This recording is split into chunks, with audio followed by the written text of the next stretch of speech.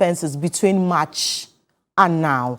And it will also be expected that Ken Ofori-Atta will talk about the Ghana Cares of Atampa program, how our books are looking like in terms of growth, effects of interest payments, our debt, and like I said earlier, the Ghana Cares of Atampa program and the journey so far, job creation, among others. My name is Eton Ramsey. I'll be doing this with Alfredo Kansi. Will be joining me shortly, and we'll be looking at what the numbers look like between now and after the budget is read. We'll give you a clear indication of what our economy is. I'm sure topical will be our debts, and we'll be looking at that as well. But very, very key, among other issues, will be for traders and stakeholders, prices of goods on the market. Shortly, we'll show you a story that is telling us what the prices are. But we'll also be in Parliament to gauge the mood because we have a team there covering proceedings. So first, let's take a look at what it looks like with prices of goods on the markets. We did the story last week.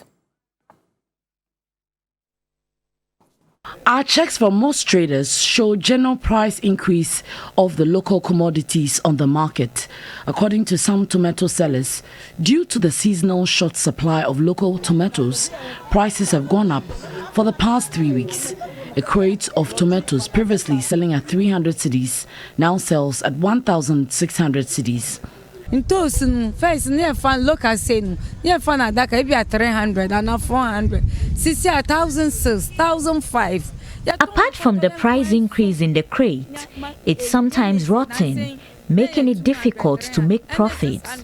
Onion prices have also shot up. The various cereals have experienced similar price increase. Olunka of granuts selling at 15 cedis goes for 18 cedis. Sorghum and millet from 8 cedis now selling at 10 cedis. Price of beans from 19 cedis to 20 cedis per Olunka. According to them,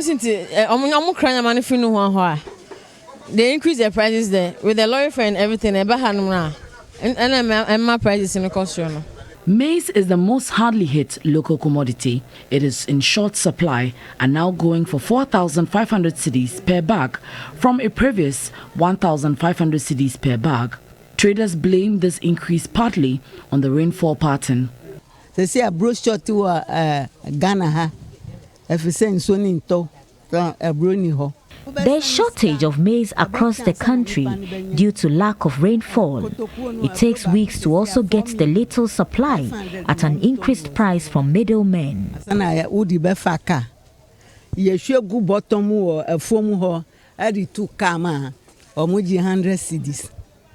In effect, the price of a ball of kenkey, for instance, has also shot up. 5 million. First, you turn 2 million, about 1.8. As I say, no, The increase has affected our pricing as well. A ball of kenkey is now 2 cedis, and the 1 cedi ball has reduced in size. That's I say, no, me born 2 cedi, any 1.5. Obviously, with the prices of maize shooting up, to what some traders attribute to shortage because of the poor rain pattern, it has trickled down to the ball of kenkey you and I consume. And for the other local commodities, prices have also seen some increase. For these traders, it is worrying because they tend to push it back to the consumer who bears the brunt. Nana Ikuya Mensah Brampa, TV3, Malamata Market.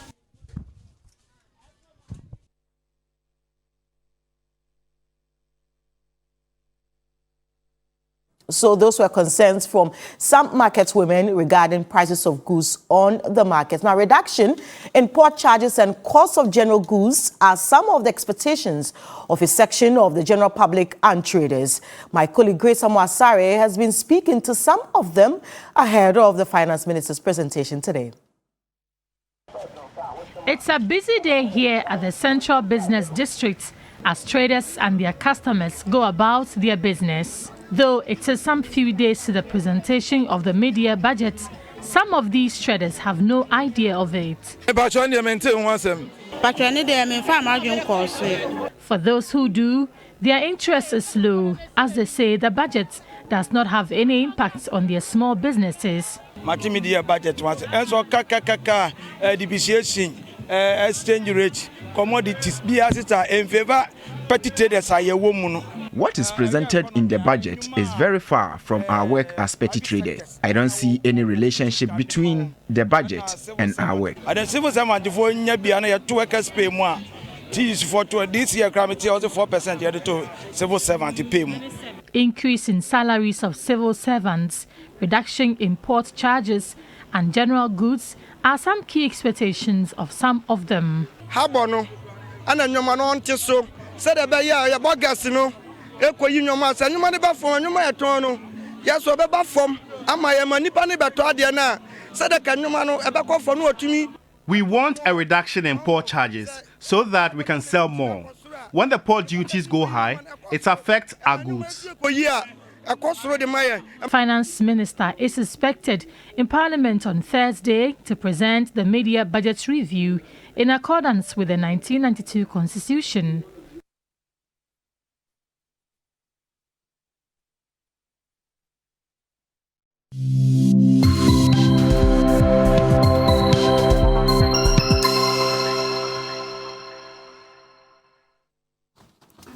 Welcome back. It's a special coverage of the media budget review here on TV3. We're also live on 3FM 92.7 and we're also streaming live on 3news.com.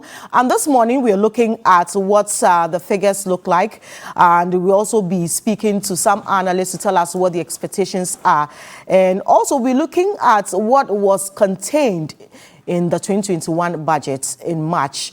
My colleague Alfred Okazi will be doing those analysis shortly. In the meantime, I've been joined in studio by Dr. Stephen Amoah. He's a member of the Finance Committee in Parliament. He'll be leaving us shortly, so we want to start with him so that he can make his way to Parliament. Good morning, and thanks for joining us. Good morning, and thanks for having me here. Right, so I would want us to look at what to expect generally, but let's start from the oil sector. As of March, when the budget was being read, crude was around $60 a barrel. So we benchmark at $54 a barrel. Right now, I think yesterday when I checked, it was around $74 a barrel. So we are looking good in terms of outlook. But there are concerns that we missed the first Q1 revenue target. So is this something we are not doing right? Thank you very much. My regards to our viewers this very morning. It's not, we have uncontrollable factors. And it's not just today we are losing our revenue target in terms of collection. What happened is that within the 2 years of having this COVID economy, which of course has really kind of hold most of the key activities which are functions of our GDP, such as trade activities being slow, industrial activities being slow, having productivity also being almost on hold, affecting our revenue generation. When there's productivity, when there's market operations being very effective, then you can generate a lot of revenue. So the COVID economy, just as even IMF recently said, has had an adverse impact remarkably on our economy. So one of the major causes of all these factors, of course, is the COVID economy. And that's why we're growing even less than 1%. So it's something global, and we are feeling it as a country. And as a result of that, if you read even the PFM Act, 2016 Act 921, Section 18, it talks, it stipulates three conditions, one of which is what we are talking about, health epidemic. Even our fiscal rules and policies must be suspended, of course, in consultation with, I think, the council of whatever or this thing. So the situation is global. It is unexpected. It cannot be controlled. It's not within the management control or controls of any leadership or government. I'm not really sure about the control because I know that oil revenue accounts for just 10%. And no, you're talking about revenue. Yes, so we're looking at general. Yes. But the non-oil revenue, we're looking at VAT, we're looking at direct taxes and what have you. If you're saying that, yes, we can't control it, we introduced a few taxes in March. One would expect that government introduce those taxes so that we can bridge the gap. Yeah, you introduce taxes with the intention of getting more taxes. But if the activities which will have to be in place for you to get taxes from are slow or sluggish, or they are on hold. You cannot. So why then? So why then did we introduce it? So there's a question that, okay, so we introduced it even though we knew that the time was not very... With anticipation of generating more taxes. Okay, I'm grateful you said that. So since we are still missing revenue target, it means there's something we are not doing right. So should we expect After all that the those... explanation I'm giving. No, so should we expect that there will be a review around the taxes, as in we'll be able to withdraw some of the taxes that were introduced in March? Oh, when you are saying we are not even meeting our target. But because you're saying that the production is not as it is, where we're supposed to be. I agree. Thank you. I agree, absolutely. So that's why I'm asking that in review, are we going to be expecting a review of those taxes that were introduced in March? Ideally, they haven't presented it yet. Looking at our situations, we need money to perform our obligations. And when you need money, two major ways, aside royalties and grants, they are not that remarkable. Either you borrow money or you collect taxes. Our debt levels are high right now, I mean, as a percentage of our GDP, so we need to be very careful. Right. But then, if you want to also take more revenue through taxes, already there's hardship in the system because of this COVID. Right. You still infringe more taxes on the people. So what we're going to do is that we're not going to touch expansionary fiscal policies. We're not going to increase taxes. Okay. As of now, this is what I'm expecting. Okay. It could go either way. It's yet to read. But you're part of the committee, so you should have an idea. Oh, sure, but even having an idea, it will be anticipation and expectation. Exactly, I agree. Unless we raise it, but I can assure you, even our fiscal deficit target is going to be reduced. I mean, our fiscal consolidation in terms of the range from about 9.5 to about 9.4, which means government is now interested in making sure that although there's hardship, government is not going to embark on any policy, extra policy that will increase our hardship. I'll come to the hardship on us. I'll come to the fiscals on how we are closing the financing gap, you know, because if we are using a lot of what we are earning, which is not even much, to pay interest on loans, then I'm not really sure where we are headed. So we'll talk about the fiscals shortly. And Alfred, yes, we'll come to that shortly. Loans. Right. Alfred is standing by to give us a clear picture of what it was in March and what we should be expecting in a few minutes as Honorable Kenneth Ofori-Atta talks to us about what the figures look like in the media budget review. We've also been joined via Zoom by Honorable Mona Quartey, who is a former Deputy Finance Minister as well as CEO of the Ghana Association of Bankers, Mr. Johnny. We'll be speaking to them shortly. But Alfred, the numbers. Yes, the numbers. And the International Monetary Fund economists, watchers, and the likes of Mona Quartey and others, and indeed the Finance Committee itself in Parliament, have raised concerns about the rather distressing levels of our debts as we have it. And the latest debt figures clearly reflect those concerns that, you know, the economists have raised, and the fact that it appears that the two components in what we use the loans for is of serious concern, that we're borrowing to pay salaries, we're borrowing to service existing debts, and that particular path is unsustainable. And that is what is a concern of many economists. And look at this. As at May 2021, I'm going to show you on your screens right now, the total debt as communicated to us by the Bank of Ghana is 332.4 billion Ghana cedis. 332.4 billion Ghana cedis. That's how much all of us owe. And this is not specific to this particular administration. It's just an add-on. But it's anticipation. Yes. Yeah. It's anticipation. And the external debt component, yes. The external debt component, 161.5 billion, okay? And the domestic debt component, there was actually an increase of a little over 20 billion. Exactly. As compared to the same period, just about some 3 months ago. So you see this, that the concern there of how much we're borrowing internally, we see the 170.8 billion Ghana cedis, okay, is what has also raised that concern. If you do the analysis and comparative analysis of what we ended the year 2020 with, and I'm going to show you what the end of year 2020 looks like. Okay. This is as at May 2021, what you're seeing on your screen. But let's go to the end of year 2020. So we appreciate where we came from and where we are now. As at the end of 2020, we ended with 256 billion Ghana cedis. That was our total debt stock. Now we are talking about 332.4 billion, right? The external component then was about 135.2 billion. If you look at the internal, there's a domestic component. Now we're talking about 170 billion, right? As at the end of the year, 2020, it was 120.8 billion. Simple analysis, 50 billion added onto it.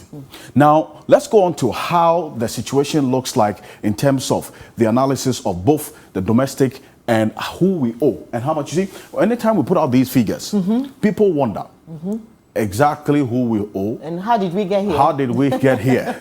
that famous question. The Eurobonds account for over 47.3 billion as at the end of year 2020. And the source of this data is the Ministry of Finance Annual Public Debt Report. What you see on your screens there. The Eurobond accounts for 47.3 billion. That is, who do we owe and how much? Next is the World Bank and the IMF, 30 billion. And already from January, the World Bank has been extending some loans to us because of the COVID support. That we haven't added as yet. This is us at end of 2020. The United States, we owe them 13.9 billion. China, it's 9.6 billion as at the end of 2020. ECOWAS, that's the Africa Development Bank, 7.2 billion. France, 3.2 billion. The UK, 3.1 billion. Germany, India, Netherlands, Brazil, Australia. It follows like that. In fact, there are some other countries are not listed in here that we owe. If that's the list. Israel, 916.7 million. We actually even owe the Denmark, Nordic countries. Guess what? South Africa, 381 million. We owe them. The European Union, Belgium. These are piled up debts. Absolutely. Over the years. Okay. These are the countries and the institutions that we owe. You want to now find out then how all of this compounded, because you talked about the revenue. I just wanted to point it out quickly, and then you just round up we'll speak to Honorable Munakota because and then the in the 2021 budget, according to what we were communicated to by the finance minister in the first quarter of this year during the 2021 budget presentation, government intends to rake in some 72.4 billion Ghana cedis from internal sources. 72.4 billion. Out of that, 70 billion, in fact, is expected from these internal channels of revenue generation. So the total revenue target for this year in the 2021 budget is a little over 72 billion.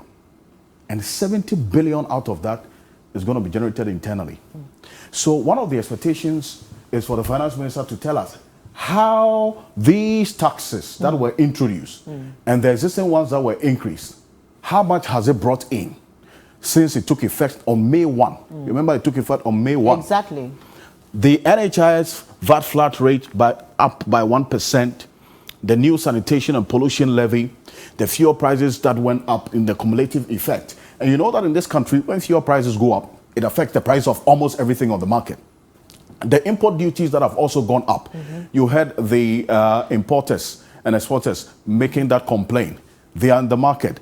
And the small and medium scale enterprises, which the Honorable Member of Parliament was once a Maslock CEO. So he understands the dynamics of the SME sector, which forms a little over 80% of our economy. And the financial sector cleanup levy as well. Absolutely. 5%. So you see, they are experiencing the impact of the increased taxes and the import duties that have gone up. But yet they cannot increase the price of goods and services. You know why? Because the spending income of the people, the consumers, are also either static or reducing. It's almost non-existent. Absolutely. Because of the impact of COVID, it's either people are being laid off, people are taking 1/3 of their salary, others are taking half of their salary, so they don't have money to spend.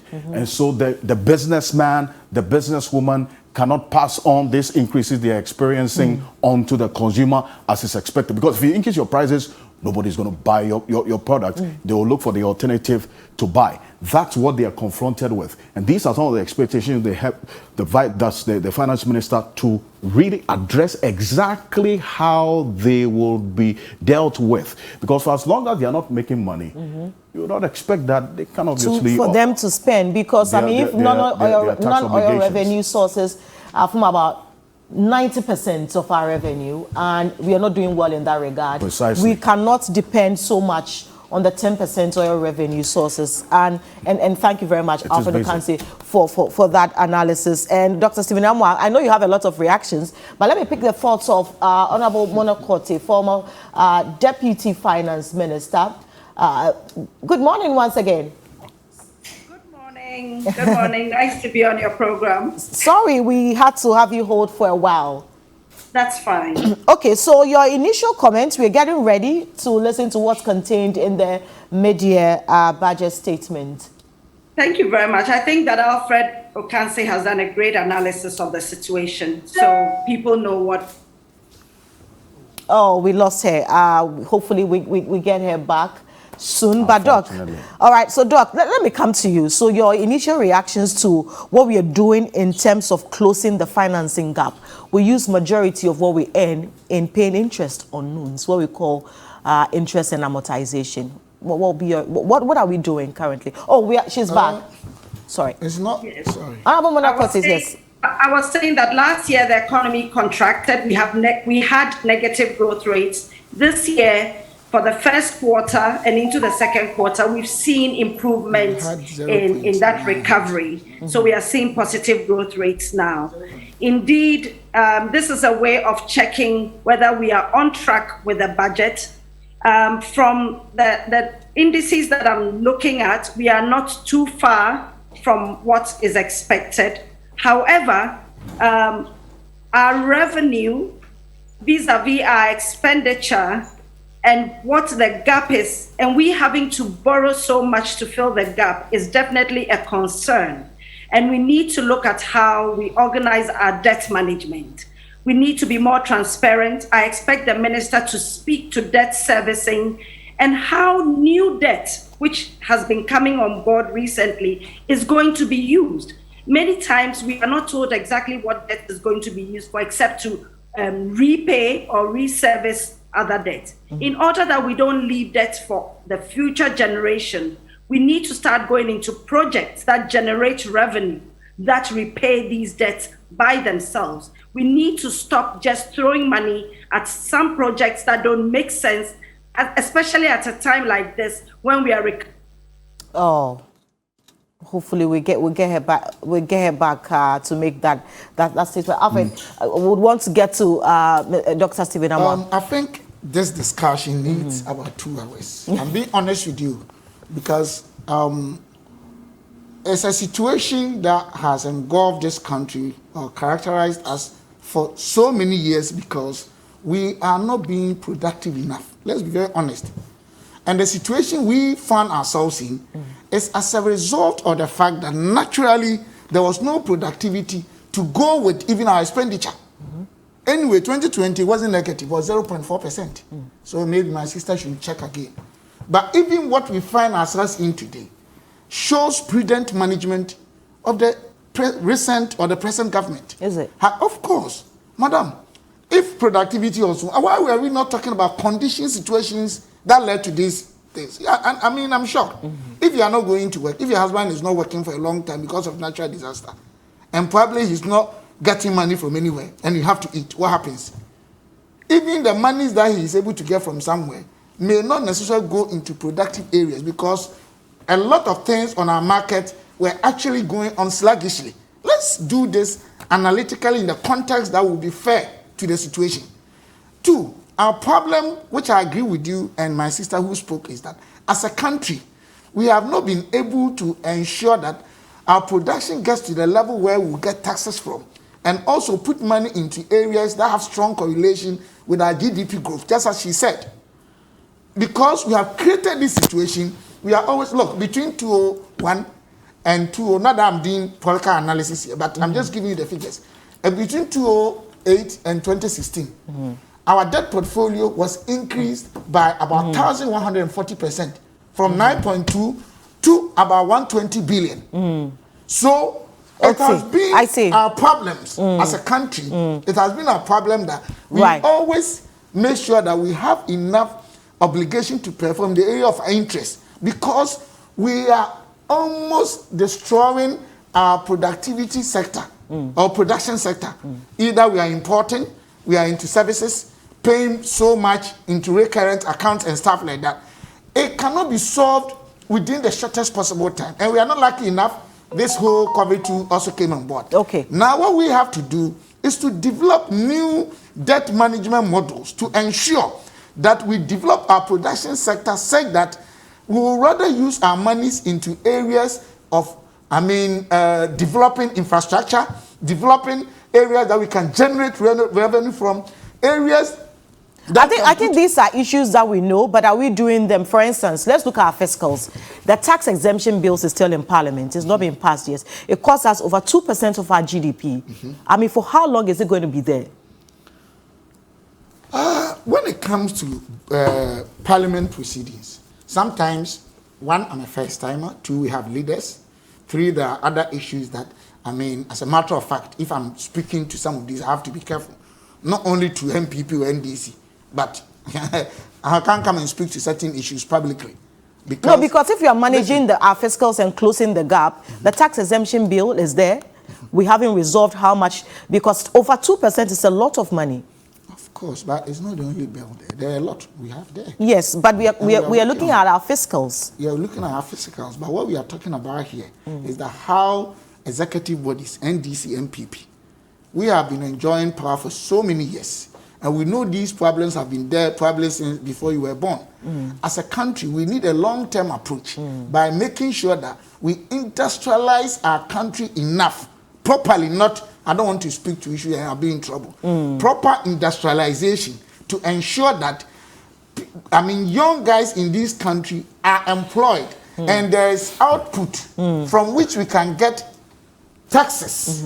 And also make sure that we... I know Alfred has a take on that. The point is that, and I understand why you dwell on the tax exemptions bill, because you see, we're in a moment that we say we need money. Every CD matters now.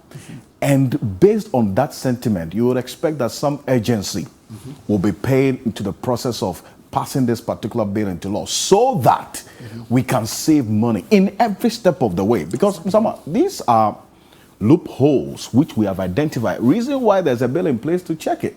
You see, instead of there's someone who believes that with this ways of, for instance, government imposing taxes through indirect means, it's, for the lack of better expression, a very lazy way of raising revenue, because really, if you put indirect taxes in place, everybody will pay. And it creates extra burden for the Ghanaian people who are sharing the burden. But please, in this do you know that when it comes to even tax policies, Ghanaian tax policy framework is more flexible than most of the comparable countries in the world. Well, I think we need to look within where things are really going on. Then we are not even paying taxes. Let's be very honest with ourselves. Then we are not.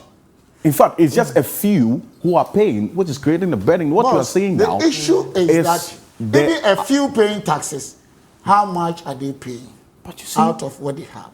And that's why you're on this drive of identifying the taxable population, isn't it? So that we spend so much in investing in digitization. Not that I don't agree to what you're saying, but the problem that I'm making us address, we are not looking at, is that Ghana as a country now, our taxes are not most, and that's what Dr. Bawumia said, and he's been taken out of context.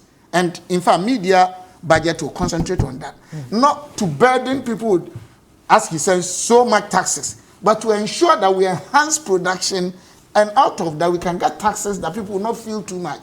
But this cannot be a short-term policy that will have impact on us. I don't know if what I'm talking about, because this problem cannot go on forever. If we want to even do politics, sometimes people want to do politics, even percentage increase per every 4 years or every 8 years, then even we will say we are doing better. But even this situation we are having now, it is an outlier situation. You cannot put this in the context of convention or systems, because we are having exceptional issue. But we cannot. You know what I'm saying? We cannot blame everything on COVID, Ms. Amwa. Exactly. I'm not saying everything. Especially when we should be an excuse for every situation we need to also analyze the that we find ourselves parameters in. under HIPIC. If your economy is growing 0.4, and there was even a time that don't even go and work out. Even when they say we should work out, even up to now, we have not restored full productivity. And these are real case scenarios. Functions of GDP or long-term economic growth. 2, productivity and labor force. There was redundancy, which is a fact. Productivity is almost on hold. So you will still spend because you have obligations. You will not grow. So your debt will go up because you're not getting revenue. So I'm not saying it is acceptable, but we should be honest with these situations. Other than that, but when we are talking about long-term planning, everything you are saying is 100%. We need to redefine our corporate focus as a P, especially MPP and DC. Because I think... I'm glad you mentioned that. If you look at the IMF's latest Article 4 consultation on Ghana, and I just want to quote, the IMF applauded the start of fiscal consolidation in 2021. However, the fund called for more progressive measures and a faster return to pre-pandemic level of spending. Are we there yet? Because it doesn't look that way. Our debt levels ballooning. But you read IMF thing. They are even having confidence in the measures being taken underway. They blame the situation on COVID. They say COVID has impacted us negatively, and they see things underway. And they were even predicting somewhere around 4-5% growth. That is mean maybe we can move forward. So it is not that bad. But this situation we are having is so bad, and it's like, it looks like that has been the trend for so many years. How can we get out of this? We'll be talking about... So you should be telling me how we'll get out of it. That's what I'm saying. So now, our government is in a very tight corner. Right. Increasing your debt, wahala. If you don't increase your debt, you still have to spend. Revenue generation will be a bit difficult. So what do? This government intends to ensure that there will be job creation, and that is why we have the Obatampa. But are we doing, we'll come to the Ghana Cares Obatampa shortly, but are we doing anything to control expenditure and move back to pre-pandemic levels? We have to. We have no other option. No, but if you say we have to, we have to, it's not we are doing. Okay, let me tell you. Expenditure, we have 2 areas in our budget. We have the statutory and the discretionary. For statutory, you can't do anything about it. It's obligation. Then discretionary, we can control. But my sister who spoke said something nice that I agree personally, professionally. That areas that we are going to spend these days should rather be preferred areas that will impact our growth and stabilize our economy and restore and cause harmonization of our key parameters or KPIs. Which I agree to what you're saying. So we are interested in exactly what measures we are taking apart from the Ghana Cares Obatampa program, because even that, the 100 billion, the 100 billion, government is giving us 30 billion, private sector is giving 70 billion. How are we supporting private sector to ensure that they are able to contribute that 70 billion? Interest rate. That is not clear. Interest rate is one of the key areas all over the world. It has been reduced from almost 40% to about 20%. Is it? No, I agree. So I mean, the policy rate is fantastic.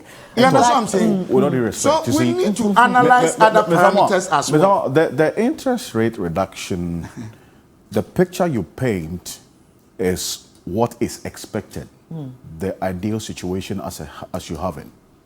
You've had banks always raise concerns that they cannot have a corresponding reduction in interest rates as happens by the central bank for the policy rate reduction.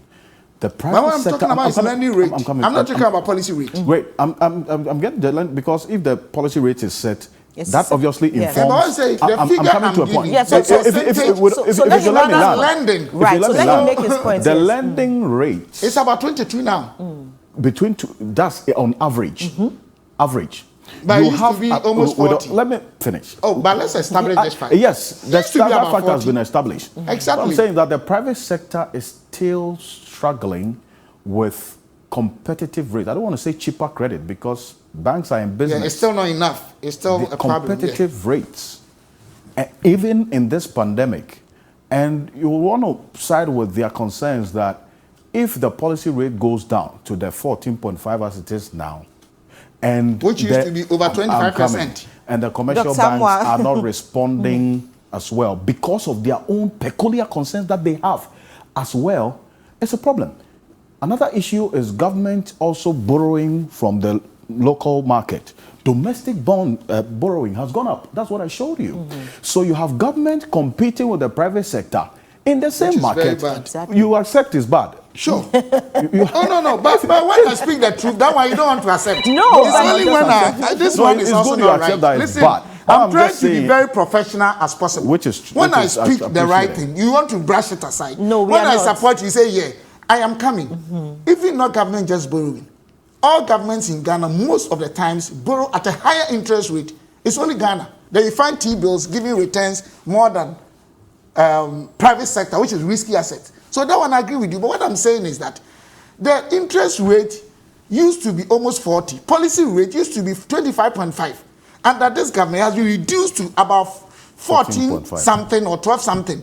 And correspondingly, the banks have reduced from almost 40 to 22. You know that for a fact? Say, of course, yes. I'm speaking as it's my area. You can go and check from the banks. Because even that is not enough. That one, if you are talking about, but at least because we've done series of stories, and customers are saying that they are yet to feel the impact, even though the Bank of Ghana has done amazing by reducing the policy rate. They are right. But you know, the various commercial banks have their own operational costs. Let me explain to you. This country, we have a huge problem to solve. Our market is basically defensive type. So anytime whether NDC or MPP in government, they are touting themselves of achieving heights in economic figures, the whole country is, oh, we don't feel in our pocket. Let's be honest. It's because the systematic risk index of our market basically is less than 1. There's a major problem. They are the defensive type. So when the economy moves 10%, they don't go. They go slowly. That is why government, NDC, MPP together, when they are in power, they should be able to understand our market type and develop proper models. Because even 22%, 1 is too high. 2, it is unacceptable for any government to borrow on our domestic market at a high interest rate. Is the main cause of our double-digit interest rate, main cause of industry not performing, main cause of our weak currencies. These are problems we have been experiencing for about 30, 40 years. And yes, we need to solve them. But sometimes the difficulty is that other people think we need a short-term approach. And that's where we raise comparative and comparable analysis. And maybe people do not understand. The fact is, it is still bad, but interest rate has been reduced, and it's never happened since 92. I'm not sure what you mean by short term. You've been in government 4 years. This is your 5th year. So if you're saying short term, anyway, what I'm saying is because it's my area, we have defined periods for short term and medium and long term. So I understand you. Let's move to the oil sector now, because an energy expert and a senior consultant at the Chamber of Petroleum Consumers Ghana, Dr. Yusuf Sulemana, says the mid-year budget review has to capture a policy aimed at revitalizing the Tema Oil refinery through private sector investments. He noted too, as a strategic asset needs have a stable management with deliverables to ensure energy security for the country.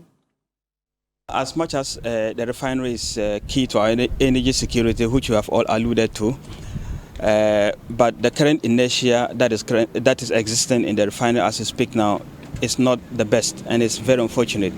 I think so. Going forward, what I expect to see is once there's equity, some amount of capital injection, a retooling, TOR will be in a position to churn out products that will be competitive to international standard, and then also that will inure to the benefit of our energy security. They have to get a solid management body in place, which I think they are currently doing.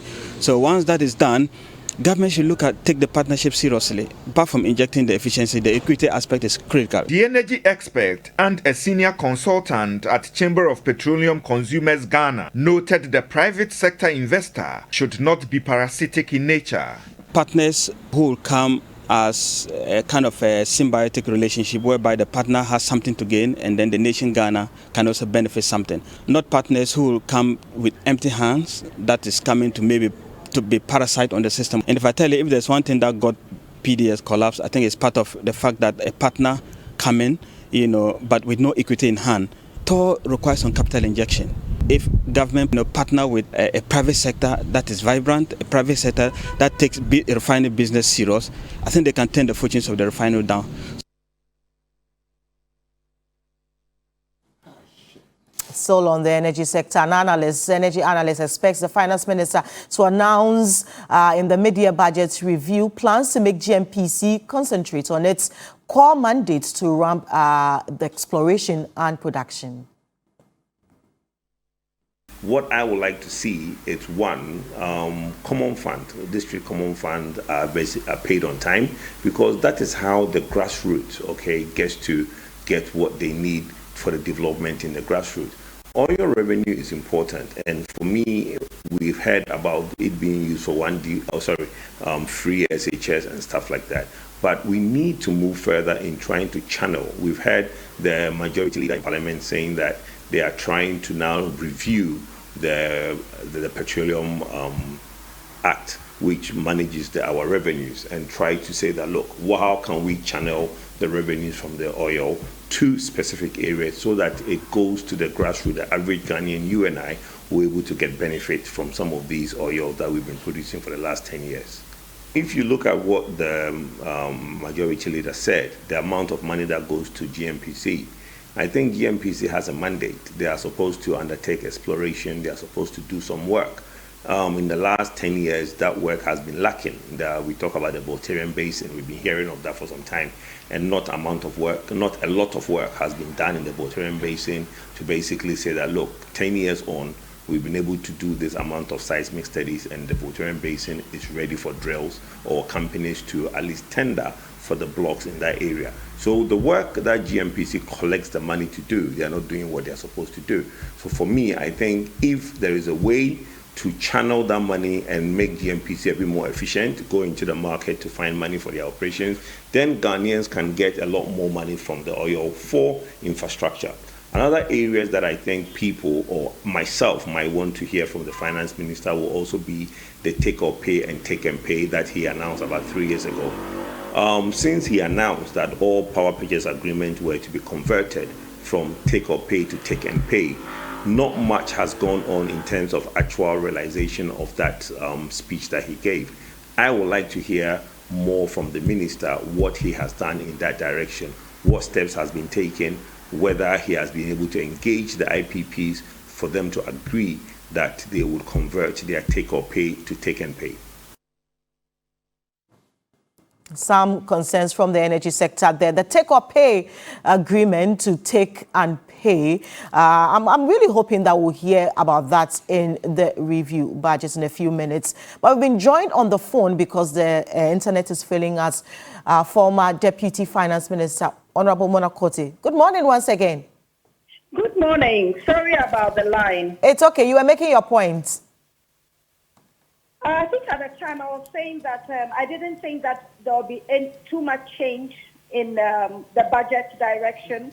I think that we'll see the same. So government will continue to try and reduce their deficit. But in doing all of that, and I think people are now more interested in what actions government will be taking rather than showing good indices, it's going to be about ensuring that we cover our debt servicing properly, that the sinking fund that was set up, which is a debt service reserve account, is properly maintained.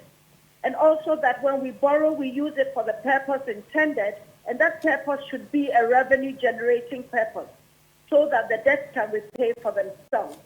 But more importantly, some of my concerns, which I hope that will be addressed, will be our youth. We have a large population of young people today. And during this pandemic, most of them have been at home. They haven't been able to get jobs, and they are frustrated. Meanwhile, they are our key strategic resource for our recovery, our economic recovery. We must come out with a plan on how to utilize this precious resource we have to be able to recover. My third concern is food security. Last year and this year, we've seen a lot of importation of basic food like onions and tomatoes. I am really looking forward to a plan that will ensure food security that we can grow, we can store and keep for lean season. At this point in time, those are the basic things that government must make sure they have in place so that Ghanaians can feel comfortable during this pandemic time. With the third wave coming, there's no doubt that our health services will need improvement. We still haven't seen the hospitals that the President talked about, the 88 or so hospitals. We haven't seen them come up. Most of the hospitals that have intensive care are still in the urban areas. What is happening to our rural folk? So please, we need to look at our youth, food security, health service, and we expect that the minister should speak to some of the programs that were put in place and how well those programs have impacted our people. I would just have you comment on the tax exemption bill currently in Parliament. I mean, tax exemptions cost us over 2% of our GDP. Just a brief comment on that.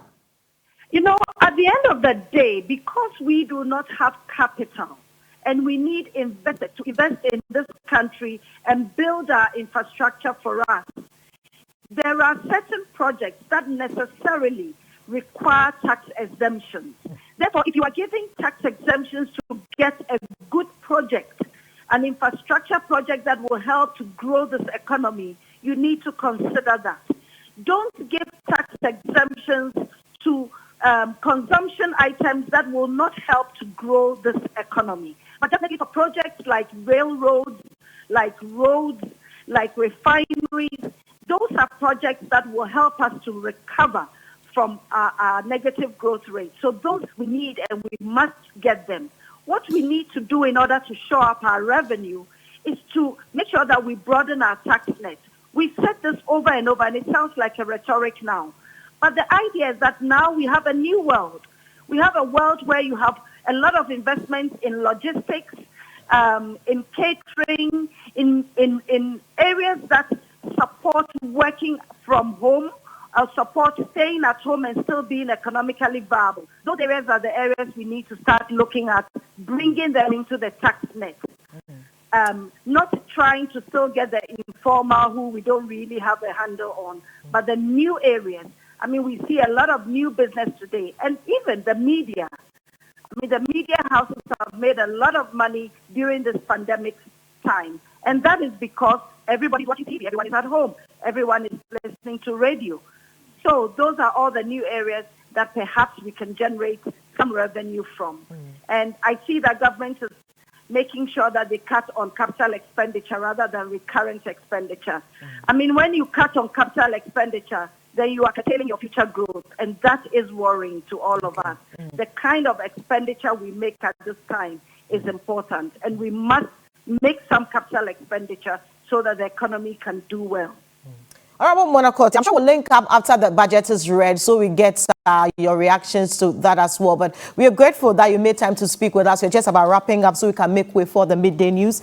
Honorable Monakoti is worried about revenue generation methods, youth unemployment. She wants us to look at food security and the youth, employment for the jobs for the youth. Briefly, I mean, before we go, we are just wrapping up. Okay, because there's no time, but the things you raise are things that they are common issues everybody will raise. Except that this area, we should all be careful.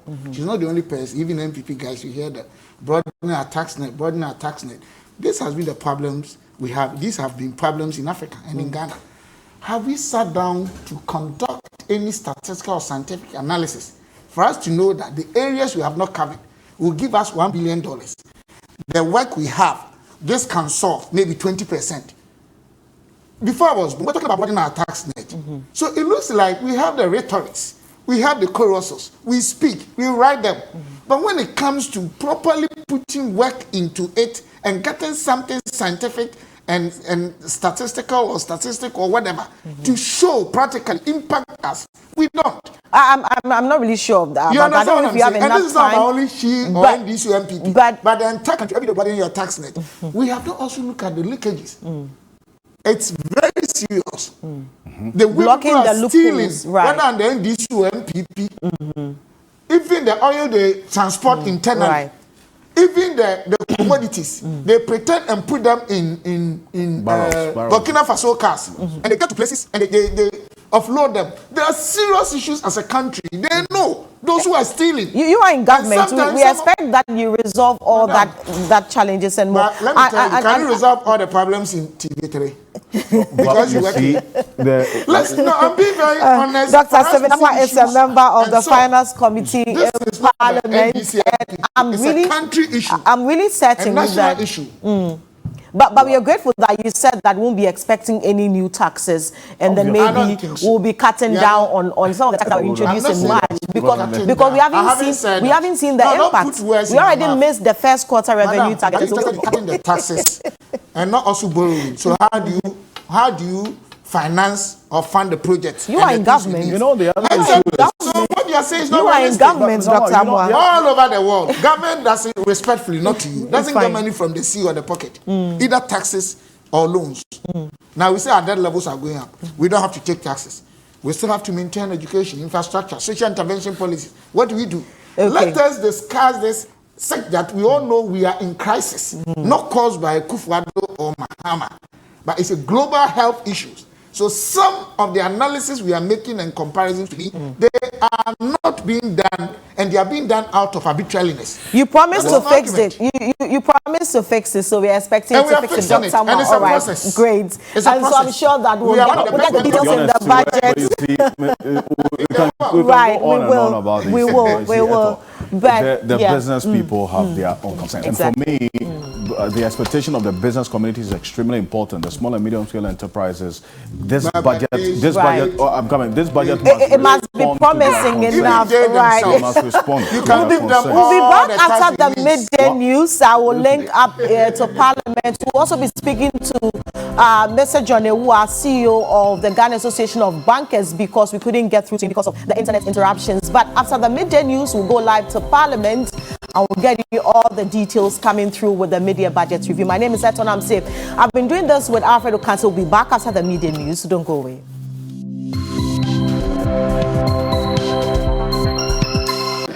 The COVID-19 induced global recession has been the deepest since the end of the World War II, that is 76 years ago. The global economy contracted by 3.3% in 2020, a 6.7% decline relative to the 3.4% growth forecast by the IMF back in October 2019. Growth in sub-Saharan Africa was minus 1.9%. Ghana achieved a 0.4% growth. From the very first day that the coronavirus arrived here in Ghana in March 2020, the government of President Nana Addo Dankwa Akufo-Addo recognized the dire consequences that it will have on our economy, particularly on jobs, and on our ability to raise revenues to meet both the cost of managing the pandemic and government's regular spending obligations. If I may quote from the President's address on 27 March 2020, where he underlined the challenge and the approach. Should the virus continue to linger for the rest of the year, the effects on our economy will be dire. However, as we have demonstrated over the course of the last 3 years, where we inherited an economy that was growing at 3.4% and transformed it into one which has grown by an average of 7% over the last 3 years. I assure you that we know what to do to bring back our economy to life. What we do not know how to do is to bring back to life. We will therefore protect people's lives than their livelihoods. Mr. Speaker, therefore, the hardship that COVID-19 pandemic visited on people's lives, the stress on parents, the frustration of young people, the negative impact on businesses for both employers and employees, the worsening of the unemployment situation, the effect on the public debt, and the stress on revenue mobilization was unprecedented but expected. Indeed, no country in the world had prepared for the crisis that unfolded. That is why leadership was therefore assessed by the measures that individual countries and their respective leaders took to deal with the crisis. Here in Ghana, we took responsible, innovative, decisive, and bold actions to tackle the crisis. That is why a year ago on Thursday, 23rd July 2020, I came before this House to present what I called an extraordinary mid-year fiscal policy review of the 2020 budget statement and economic policy, and secured more funds to provide an immediate and appropriate response to the severe economic impact of the pandemic. In addition, the 2021 expenditure in advance of appropriation presented to this House on 28 October 2020 saw to the uninterrupted delivery of government business in the first quarter of this year and the ongoing implementation of the 2021 budget and economic policy of Friday, 12 March is driving and the revitalization of the economy in line with our theme of completion, consolidation, and continuity. With these approvals, we intervened with timely measures to help, particularly households, schools, hospitals, and businesses, withstand the impact of the pandemic. Government provided direct transfers to households through food distribution and absorption of water and electricity bills, tax waivers to frontline health workers, and stimulus packages to small and medium-scale enterprises were also provided. Mr. Speaker, these interventions stabilized the situation, protected lives, supported businesses, and preserved jobs which would otherwise have been lost. In fact, although the workload from the public sector had to be reduced in many cases all through the COVID crisis, government has never once embarked on any program of laying off workers. Rather, we have continued to pay all workers and even proceeded to employ more in some critical areas such as security and health services. Mr. Speaker, let me use this opportunity to thank organized labor and employers for their role in concluding wage negotiations with government in May.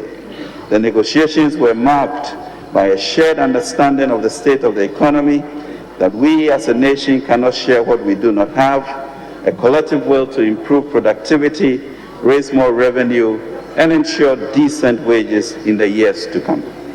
Mr. Speaker, as a result of our competent management of the crisis situation, Ghana's economy has outperformed its peers, recovering faster. After recording negative growth in the second and third quarters of 2020, the economy rebounded strongly in the last quarter of the year, continuing well into the first quarter of 2021.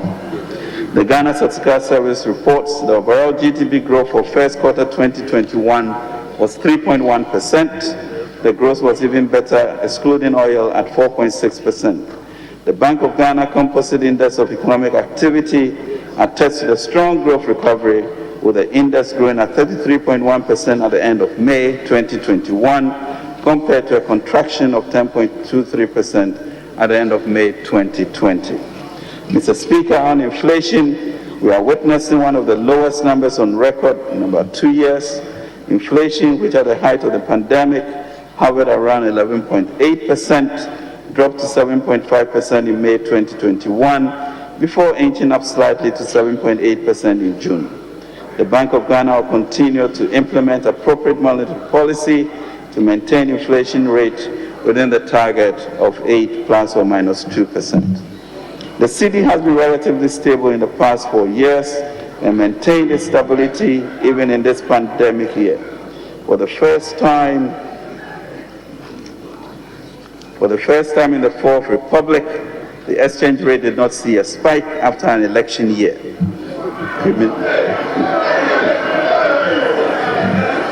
Cumulatively, from the beginning of the year to date, the exchange rate has depreciated by 0.6% against the US dollar and appreciating by 3.6% against the euro. This stability is expected to continue as we move towards the close of the year. The relatively strong performance of the standard sector led to an increase in the reserves position to $11 billion US, equivalent to 5 months of imports, one of the highest on record. This compares well with a reserve position of $9.2 billion, equivalent to 4.3 months imports cover in the corresponding period last year. Mr. Speaker, we are managing the finances of the country with discipline and competence. The fiscal operations for the period January to June 2021 indicate that the overall deficit was 22.32 billion Ghana cedis, equivalent to 5.1% of GDP. The corresponding primary balance for the period was a deficit of 7.3 billion cedis, equivalent to 1.7% of GDP, against a target of 4.8 billion Ghana cedis, or 1.1% of GDP. We will continue to pursue our fiscal consolidation agenda to ensure that we remain within the appropriation given by this august House. Mr. Speaker, I would like to note that notwithstanding our elevated debt levels as a result of COVID-19, our inflation rate is lower than it was in 2016. Our interest rates are lower than they were in 2016. Our exchange rate is more stable than it was in 2016. Our foreign exchange reserves are much higher than they were in 2016. And we did not have to lay off any workers, nor cancel teacher and nursing training allowances. Furthermore, we did not go to the IMF for a bailout program, neither have we built an interchange for the price of 3. This is because we have managed the economy much better than it was managed up to 2016. Let us, Mr. Speaker, not forget this. On the back of these and other deliberate policies, our country has attracted more foreign direct investment in the midst of the pandemic. As of end June 2021, total FDI into the country was valued at $954.2 million, indicating an increase of 71.2% from US $557.2 million recorded over the same period last year. Mr. Speaker, the strong rebound in growth, the low inflation rates, the stable currency, the strong reserve position, and FDI flows are clear indicators of an economy in recovery. Indeed, the strategic investments we collectively made in building strong economic fundamentals in the 3 years prior to this pandemic, as well as the subsequent speed, scope, and scale of our socio-economic response to the pandemic, is fueling our recovery. Mr. Speaker, I stand before this august House today to assure the nation that our transformation agenda is very much on course. However, with COVID-19 still with us, it is important to stress that the recovery is only the beginning, a beginning that requires our collective sense of responsibility and action as citizens to guide, protect, and participate in the recovery efforts. Mr. Speaker, this mid-year fiscal policy review that I'm presenting does not come with a supplementary budget, and our revised fiscal framework for 2021 is kept within the fiscal target of 9.5% of GDP. We are staying within the 2021 appropriation.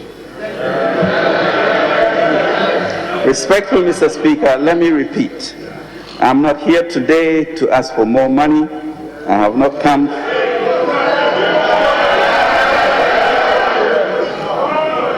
Mr. Speaker, I'm not here today to ask for more money. I have not come to ask for more taxes.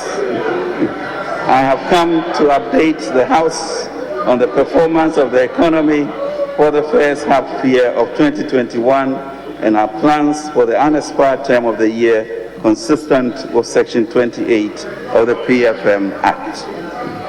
One of the serious impacts, Mr. Speaker, of the COVID-19 pandemic has been the loss of jobs, which has exacerbated the unemployment problem, particularly among the youth.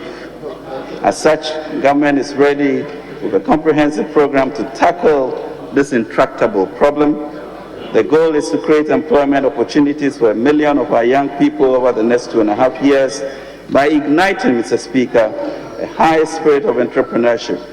We will count on the support of this august House for this. Our focus on taxes is to collect what is due the Republic. To this end, we are building a robust framework to expand a domestic revenue mobilization to focus on compliance and enforcement nationwide. We have established, Mr. Speaker, the Revenue Assurance and Compliance Enforcement, RACE, The remit of race, Mr. Speaker, is to identify and eliminate revenue leakages in areas such as petroleum bunkering, gold and minerals exports, port operations, transit goods, warehousing, border controls, and free zones operations, to name but a few. Mr. Speaker, I will now present an assessment of the programs we have and continue to implement in line with our strategy for completion, consolidation, and continuity, which is the theme for the 2021 budget and economic policy. These programs address the concerns of our fellow Ghanaians, especially our youth, and demonstrate our commitment to create sustainable and inclusive opportunities for all. Mr. Speaker, in fulfillment of our completion pledge, we have completed a number of projects and activities, including but not limited to the 4-tier interchange at Pokwase, the first of its kind in West Africa, to ease,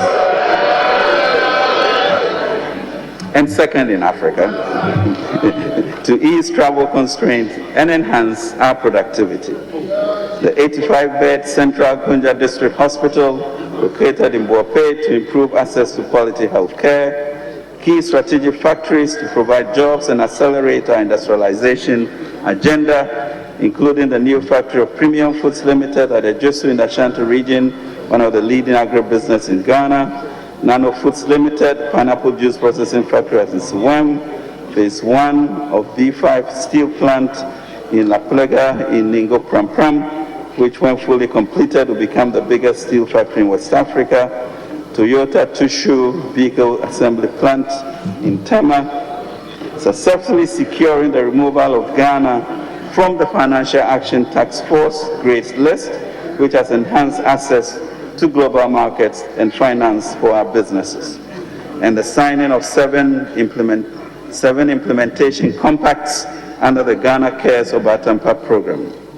Mr. Speaker, towards consolidating the gains made, we have, among others, pursued prudent macro-fiscal policies that puts us back on track to restore economic stability and growth, fostered a resilient financial ecosystem under Ghana Cares by establishing the building blocks for stronger and catalytic collaboration between institutions such as the Ghana Incentive-Based and Risk-Sharing Scheme for Agricultural Lending, GESAL, Ghana Commodity Exchange, GCS, Venture Capital Trust Fund, and the Restructured Ghana Enterprises Agency, formerly MBSSI, to anchor a new age of entrepreneurship, job creation, and wealth building for our post-COVID transformation.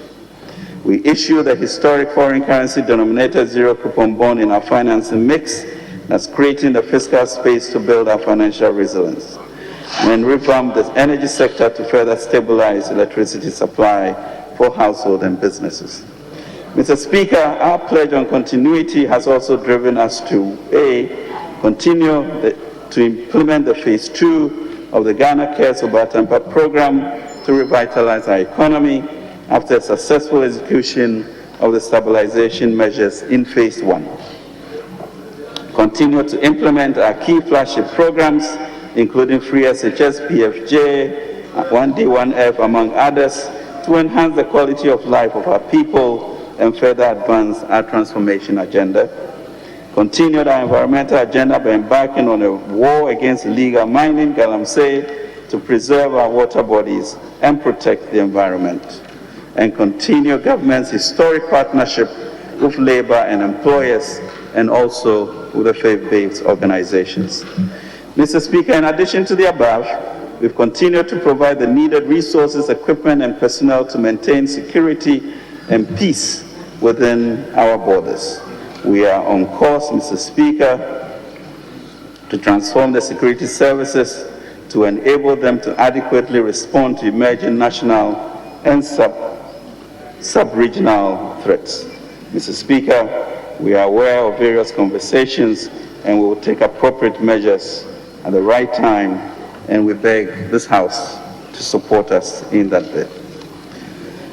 In line with government's agenda to enhance our global stature, Ghana placed a bid and was elected as a non-permanent member of the United Nations Security Council for the 2022-2023 term.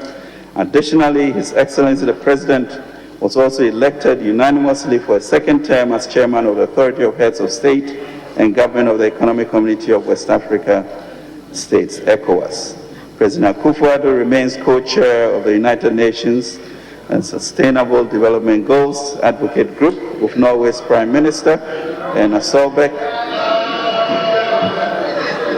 He is also the AU champion for both financial institutions and gender affairs. As a result of the increased international visibility and exemplary leadership of the President during this pandemic, government has been able to procure and administer 1,271,393 doses of COVID-19 vaccines, while 865,422 people have received the first dose, 405,971 have been fully vaccinated with the second dose at the end of June this year. Mr. Speaker, our diplomatic efforts are yielding results, and we are expecting to receive through the COVAX facility 1.2 million Pfizer vaccines from the United States of America, 249,600 AstraZeneca vaccines from the United Kingdom. In addition, government has committed itself to purchase through the African Medicine Supply Platform 17 million Johnson & Johnson single-dose vaccines. Furthermore, the President has set up a committee dedicated to facilitating our domestic capacity to manufacture COVID-19 vaccines, beginning with the process of fill and finish. Mr. Speaker, on the economic front, the additional policies and strategies outlined in the Ghana CD 100 billion Ghana Cares over Tampa program will be vital in our journey towards economic recovery and transformation. Our strategy to place the private sector at the heart of this endeavor is to accelerate competitive import substitution and export expansion to generate sustainable jobs for our teeming youth under 35 years of age, who make up about 71% of our population. Mr. Speaker, the unemployment situation in our country has been exacerbated by the COVID-19 pandemic. This is a situation which we'll confront aggressively. Indeed, it is an issue that will be at the forefront of our national discourse. The future of our young people and their livelihoods are of utmost importance to us as a nation. It requires urgent action, and the President has directed that we consolidate and implement new programs and projects to address it. It is crucial to our destiny. Mr. Speaker, over the course of this year, like many of my colleagues in government and in this House, I have traveled around the country, engaged with the people, especially young people. We have listened to them and heard their concerns. 8 weeks ago,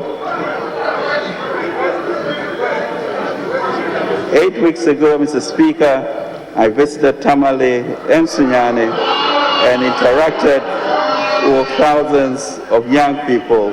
Also visited Chebi and Triapiase,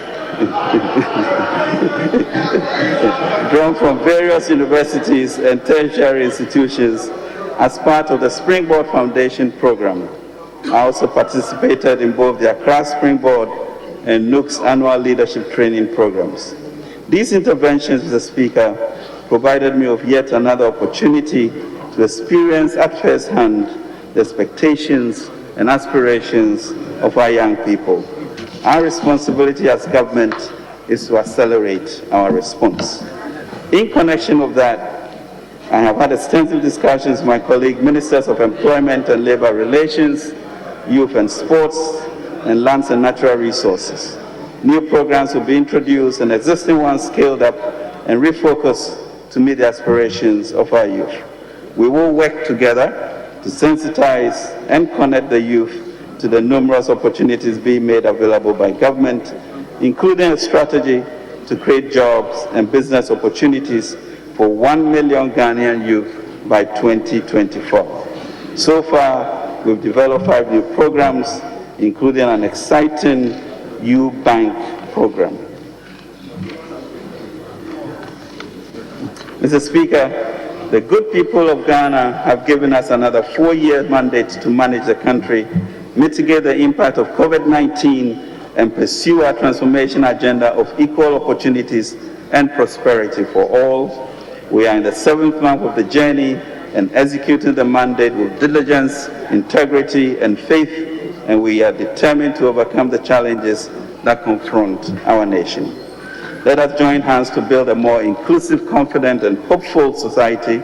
COVID-19 has caused enough havoc, but we are resilient and confident people and should not allow ourselves to be defeated by the negatives. As 2 Timothy 1:7 tells us that God has not given us the spirit of fear, but of power, of love, and a sound mind. We should have courage, Mr. Speaker, hope, and resolve to work hard and expect that the Almighty God, whom most of us believe and serve, will look kindly on us and bless the work of our hands. Mr. Speaker, I now proceed to give details of developments for the first half year of 2021 and will conclude with the outlook for the rest of the year. Mr. Speaker, since the presentation of the 2021 budget to this August House in March this year, global growth recovery has generally strengthened, supported by the ongoing mass vaccinations and the general relaxation of COVID-19 restrictions, as well as continued policy support. However, the emergence of new COVID-19 variants and potentially third waves in parts of the world, as well as disruptions of the vaccination efforts across emerging market and developing economies, is creating some uncertainty and threatening to undermine global recovery efforts. Economic recovery in most emerging markets and developing economies is expected to slow down, mainly due to continuous non-availability of vaccines. Mr. Speaker, to put the assessment of the performance of the economy for the first half of 2021 in perspective, permit me to restate the macroeconomic targets set for 2021 as presented in the 2021 budget as follows. Overall real GDP growth of at least 5%, non-oil real GDP growth of at least 6.7%, end period inflation of 8.0%, fiscal deficit of 9.5% of GDP, primary deficit of 1.3% of GDP, and gross international reserve to cover not less than 4 months of imports of goods and services. Mr. Speaker, even though the second quarter 2021 gross domestic product data is yet to be released by the Ghana Statistical Service, provisional data for the first quarter 2021 show that the recovery process from the COVID-19 pandemic is gaining some momentum, and the targets for most of the macroeconomic indicators are largely on track. Thank you. Mr. Speaker, I now present highlights of the 2021 half-year fiscal performance. The implementation of the 2021 budget has been successful so far. We remain fully committed to achieving the fiscal deficit target of 9.5% of GDP for the year in order to not to derail from the objective of returning to the Fiscal Responsibility Act fiscal deficit and primary balance thresholds of 5% of GDP and positive primary balance, respectively, by 2024. Mr. Speaker, the provisional fiscal data for January to June 2021 show that total revenue and grants amounted to 28.3 billion Ghana cedis, equivalent to 6.5% of GDP, against a program target of 32.4 billion Ghana cedis, or 7.5% of GDP. For the same period, total expenditure, including the clearance of arrears, amounted to 50.6 billion, equivalent to 11.7% of GDP, against a program target of 55.1 billion, or 12.7% of GDP. Mr. Speaker, the fiscal deficit for the period was financed from both foreign and domestic sources. Net foreign financing of 15.2 billion Ghana cedis constituted 68.3% of the total financing and included inflows from Eurobond proceeds. On the other hand, total domestic financing amounted to Ghana cedis 7.1 billion, representing 31.7% of total financing. Public debt development. Mr. Speaker, the total public debt stock as a percentage of GDP increased from 76.1% at the end of December 2020 to 77.1% of GDP at the end of June 2021. This stock includes the financial and energy sector bailouts. Excluding the financial sector bailout, the nominal debt stock as percentage of GDP is 72.9%. The increase in the debt stock was mainly because of the Eurobond issuance of April 2021, COVID-19 pandemic effect, contingent liabilities, and front-loading of financing to meet cash flow requirements for the first half of this year. Mr. Speaker, the loss of human capital as a result of COVID-19 continues to be devastating. The reported steady decline in weekly average infections, which stood at 379 by the week of 5th March 2021, was sustained to 60 cases by the week of 20th June 2021. Since then, however, the detection and spread of the Delta variant has largely driven up reported cases. As of 25th July 2021, overall COVID-19 infections since the first confirmed case on 12 March 2021 has reached 103,019. There are currently 4,983 active cases, 97,213 recoveries against all efforts. 823 persons have died due to COVID-19 over the same period. Mr. Speaker, improving regional and global supply chains and rising demands led to total exports reaching $2.5 billion in the first 2 months of 2021. By June, this has significantly increased to $7.6 billion. In addition, the COVID-19 related regulatory reliefs and policy measures introduced by the Bank of Ghana continue to promote bank lending activities. From the beginning of the year to June 2021, new advances reached $16 billion, marginally above the advances of $15.8 billion during the same period in 2020. It is expected that as economic activities rebound and lending rates drop further, private sector credit will pick up. Mr. Speaker, proactive and pragmatic policies have ensured that the tourism and hospitality industry, which had perhaps endured its most difficult year in 2020, is on a rebound. Tourist arrivals in the country as at the end of 2020 was about 370,000, as against a revised target of 400,000 for 2020. With the reopening of the Kotoka International Airport in September 2020, arrivals at the end of the second quarter of 2021 were 231,000, representing 65% of the full year arrivals in 2020.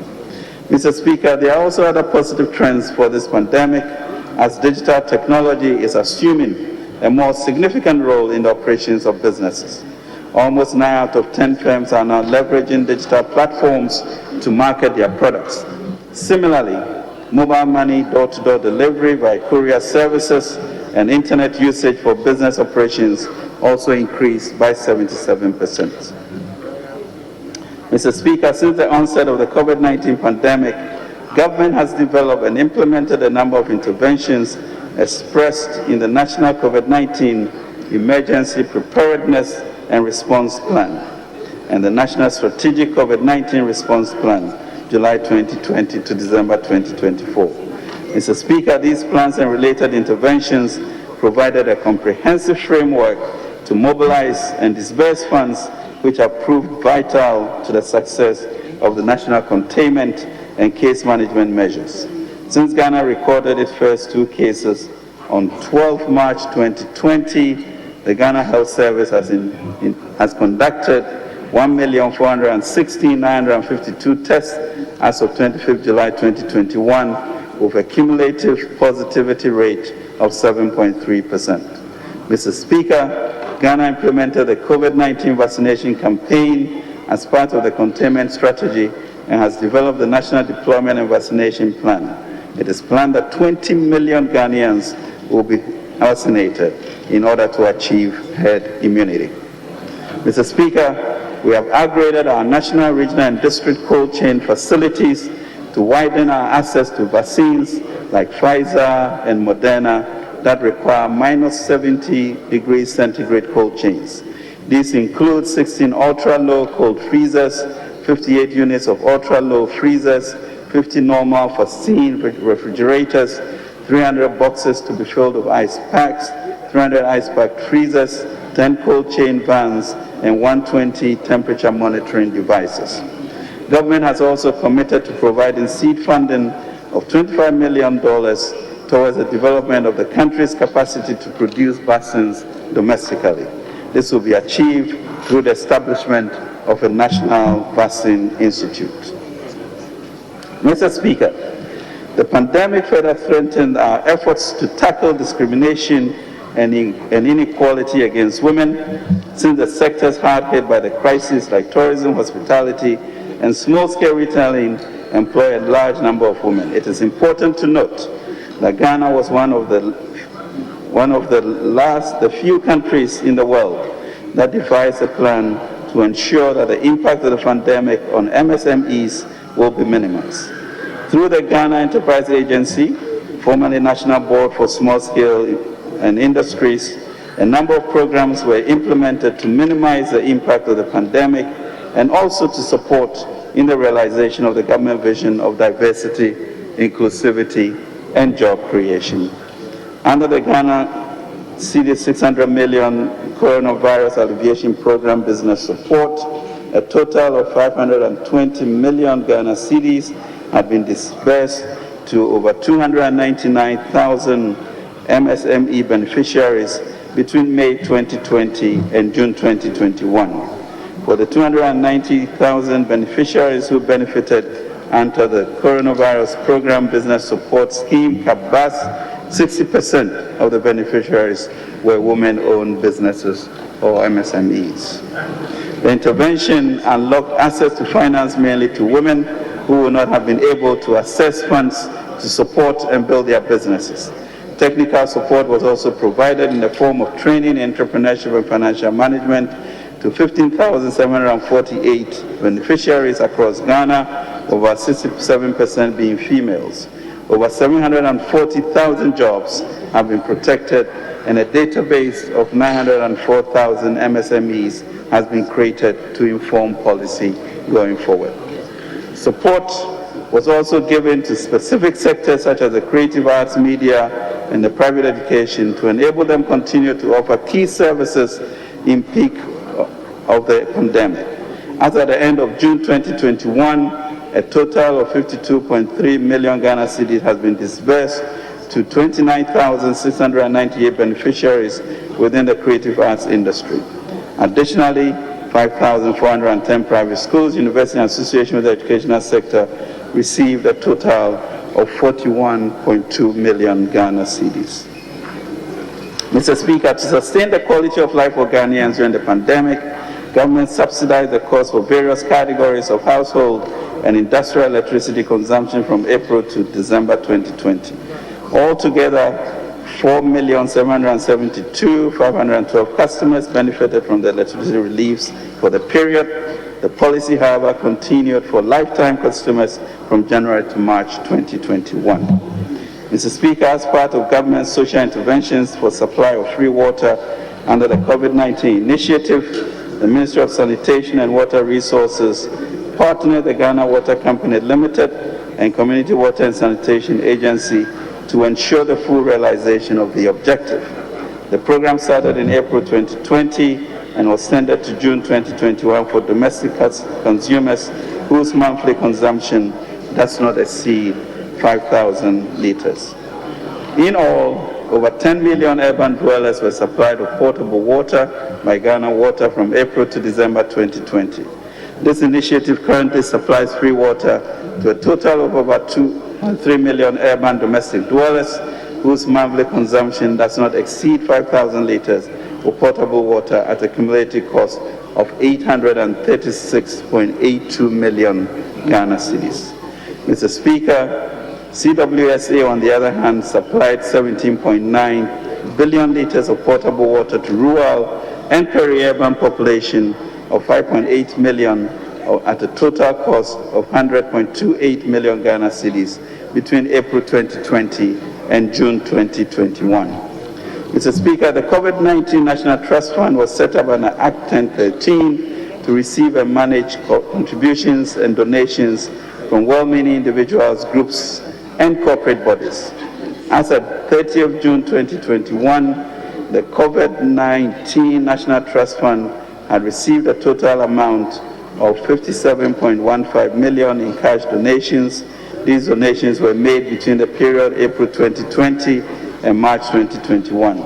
As at 30th June 2021, the fund had disbursed an amount of 52.5 million Ghana cedis for various programs as well as procurement of items.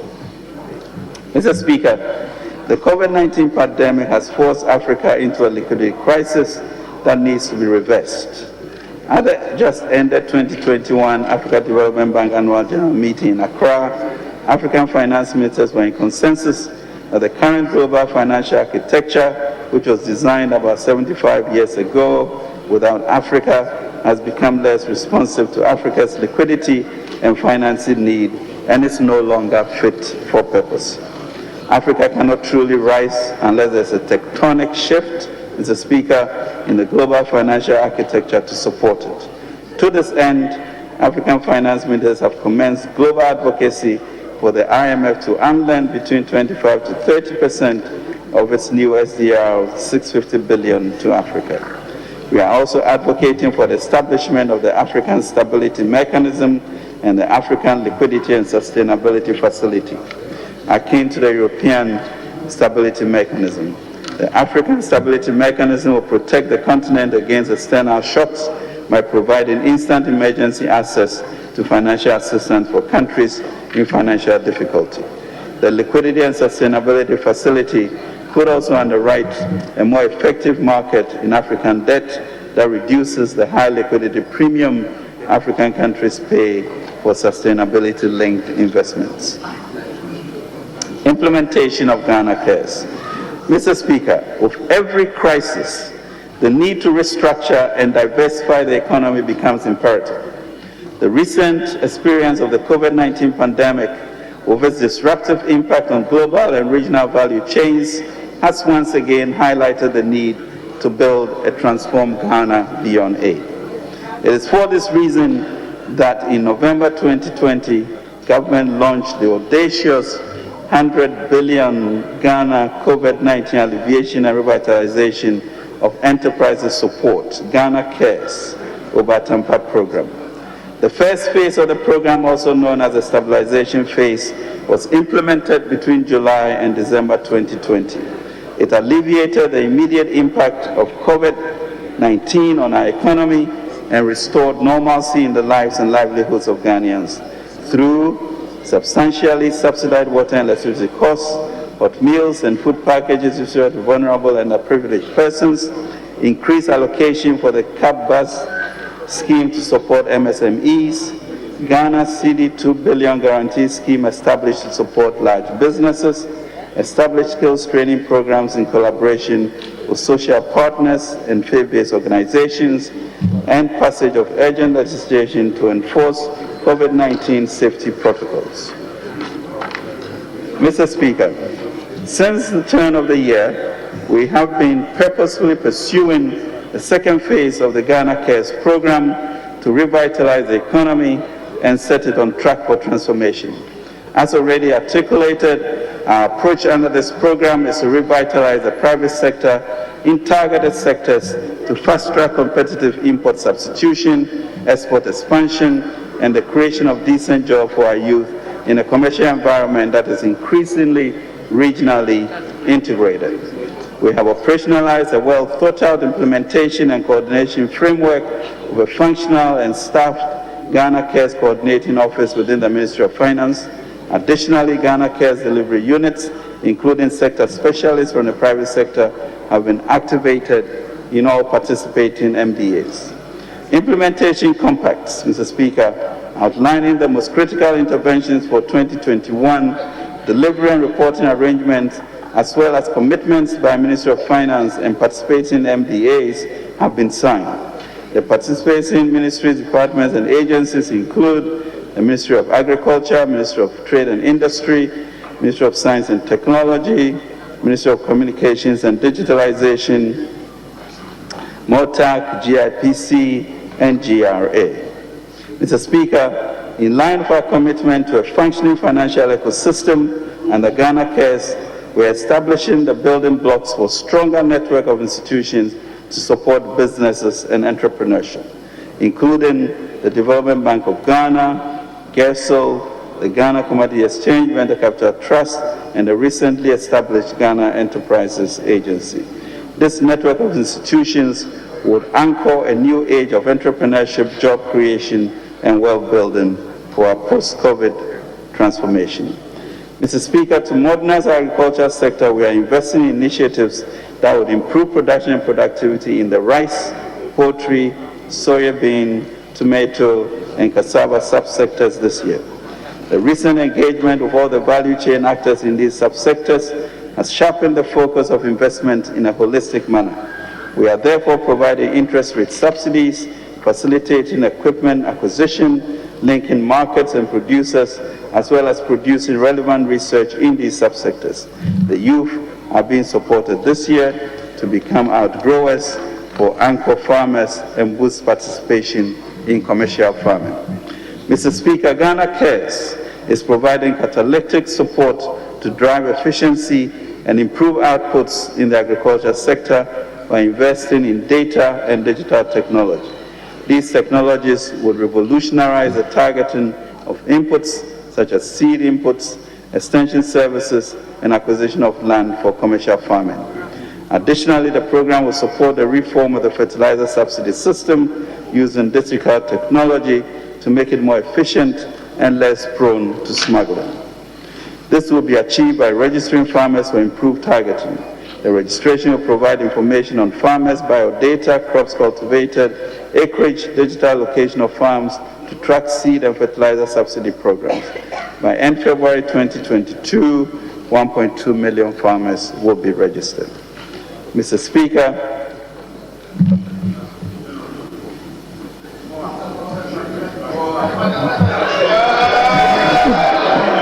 thank you.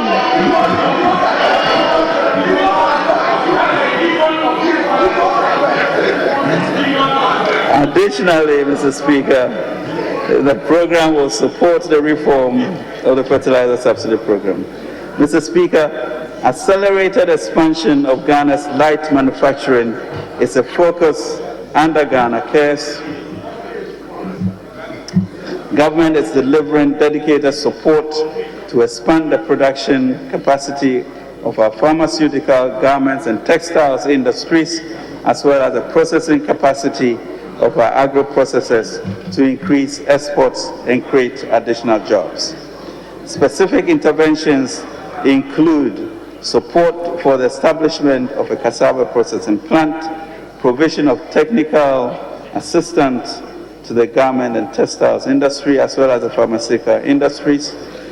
Key pharmaceutical manufacturing companies are being supported to upgrade their operations to attain good manufacturing practice standards and benefit from the African Continental Free Trade Area. Additionally, government is working feverishly to establish a garment industrial park in Dawa, which will boost exports and create additional jobs under the Ghana Cares program. Mr. Speaker, rapid acquisition of capabilities to manufacture machine tools to support industrialization is a major priority under Ghana Cares. Government and MESTI has therefore established the foundry for the fabrication of tools and is in the process of identifying suitable private sector operator to manage the foundry. We are also providing incentives to the private sector to manufacture key agricultural implements and prototype industrial research on a commercial basis. Mr. Speaker, we are aggressively promoting international and domestic tourism through Ghana Cares by supporting the modernization and development of selected tourist sites. We are therefore upgrading the scale of sector operators, working to reduce the cost of doing business and improving the competitiveness of enterprises in the sector, as well as transforming targeted tourist beaches to increase patronage, such as in Sakumono, Axum, and Elmina. Mr. Speaker, in support of government's agenda to provide sustainable and completed affordable housing, we are providing funds to the National Home Ownership Fund. This fund, to be matched by participating financial institutions, will provide low blended mortgage interest rates of between 11 to 12% as compared to the current market rates between 25 to 26%. Through this intervention, which builds upon and expands the pilot project implemented last year, our quest to promote residential home ownership while boosting the domestic construction sector to provide more jobs is on course. Mr. Speaker, Ghana Cares is providing catalytic investment for the development of communication infrastructure this year. Government is consolidating and expediting projects such as Smart Workshop, National ID, digital address systems, land records digitization, as well as virtual learning platforms to bridge the digital divide for the benefit of all citizens. Funds have been allocated to Ministry of Communication and Digitization for the establishment of digital and innovation hubs in 4 additional cities following the successful pilot of the Digital and Innovation Hub in Accra. These hubs will eventually be expanded to all regions in subsequent years. Mr. Speaker, ongoing efforts to consolidate the fiber assets of Volta River Authority, Electricity Company of Ghana, Ghana Great Company Limited, Ghana National Gas Company Limited, Bureau of National Communication, Ghana Investment Fund for Electronic Communication, and others are being sustained under this program. We are also enhancing the capacity of key institutions and improving coordination with the private sector for quality service delivery to facilitate business expansion and economic transformation. Mr. Speaker, government is aware of the critical importance of additional revenue to finance all these initiatives that underpin our recovery and transformation agenda. Indeed, we are committed to raising our tax to GDP from the current 14% to 20% as our peers in the sub-region. The Ghana Revenue Authority is therefore implementing a transformation agenda to block the huge leakages in key sectors of the economy. This transformation agenda is not just about mobilizing more, it is equally about mobilizing efficiently through technology and integrated data systems. We have also established, as I mentioned, the RACE initiative to complement the efforts of the Ghana Revenue Authority, the remit to identify and prevent revenue leakages whilst reinforcing the culture of compliance nationwide.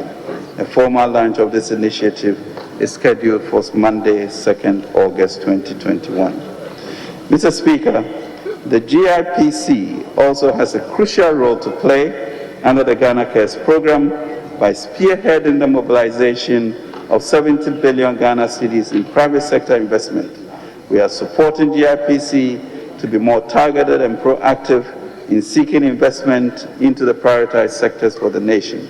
The intentional and dedicated effort to attract global and regional brands in the likes of Twitter, Google, will be leveraged to grow local enterprises. Mr. Speaker, as part of measures to mitigate the impact of unanticipated future socioeconomic crises such as COVID-19 pandemic on Ghanaian workers, government announced in the 2020 media review of fiscal policy the establishment of the National Unemployment Insurance Scheme and training-retraining programs as part of the Ghana Cares Obatampa program. Mr. Speaker, we are currently in the design phase of the National Unemployment Scheme, and key stakeholders are being consulted. The consultations will be scaled up to include more stakeholders and technical experts to ensure that the project design suits the Ghanaian labor market. Mr. Speaker, the implementation of the training and retraining component of the program has been accelerated. Government, together with the social partners, have decided to pilot the national training and retraining program in the 2 sectors that were mostly affected by the pandemic, namely the private education sector and the hospitality and tourism sector. The compacts which have been signed between the Ministries of Finance and the number of MDAs specify specific results to be achieved by the MDAs and the catalytic resources to be provided by the Ministry of Finance. Each compact includes a clear results tracking framework with further releases of funds tied to performance.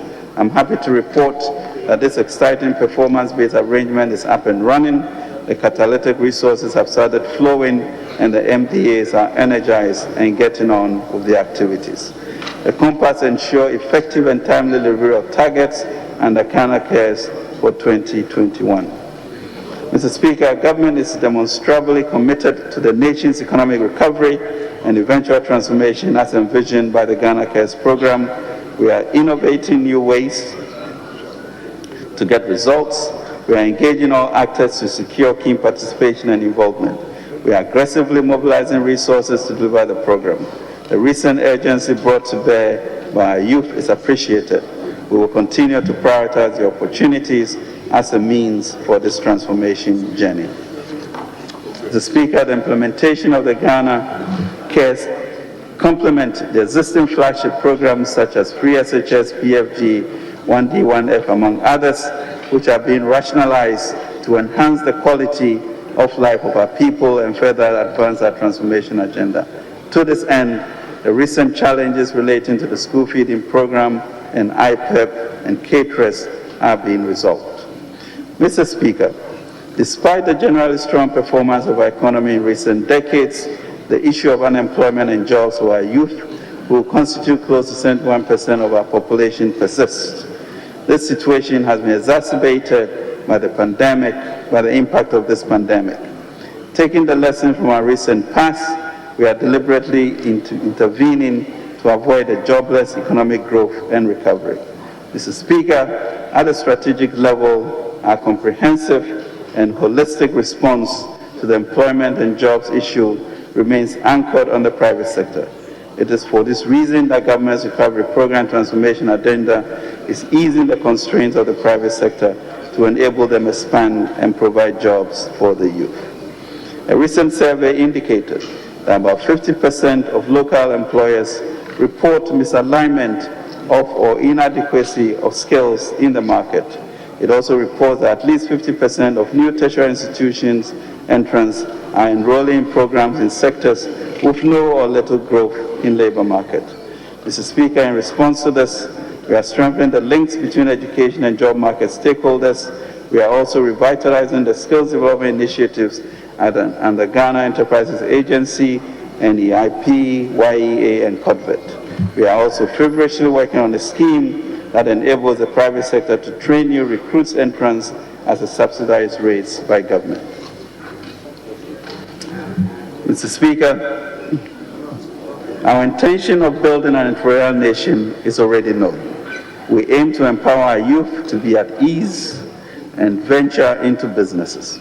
The cleanup of the financial sector and the invigoration of the entrepreneurial ecosystem is expected to help remove the binding constraints of financing and market linkages for our daring youth. Our focus will remain on establishing a strong value system for entrepreneurship to flourish. Mr. Speaker, recognizing that more needs to be done, government is today announcing a 1 million jobs initiatives to aggressively respond to the needs of the country. This is to promote growth in SMEs, support new ventures, and stimulate innovation and startups. Mr. Speaker, the Enterprise and Youth Support Fund, which aligns with government's overall strategy of developing a competitive and viable private sector economy, will set up a youth bank with the aim of financing youth-led startup businesses across the country.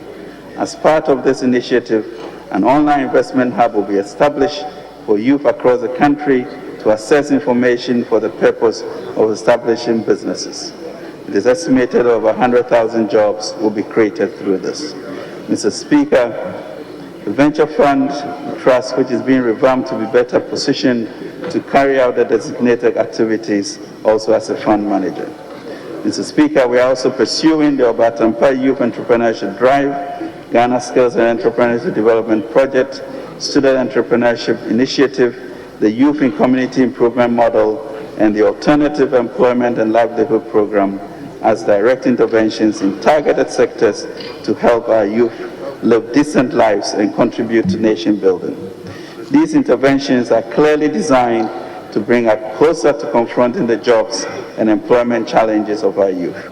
To ensure dedicated resources, the Ministry of Finance and all participating institutions will next month sign an implementation compact on youth employment, which will tie release of resources to delivery of results.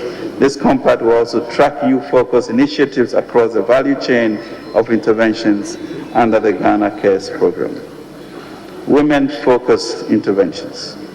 Mr. Speaker, women have been disproportionately impacted by COVID-19 pandemic.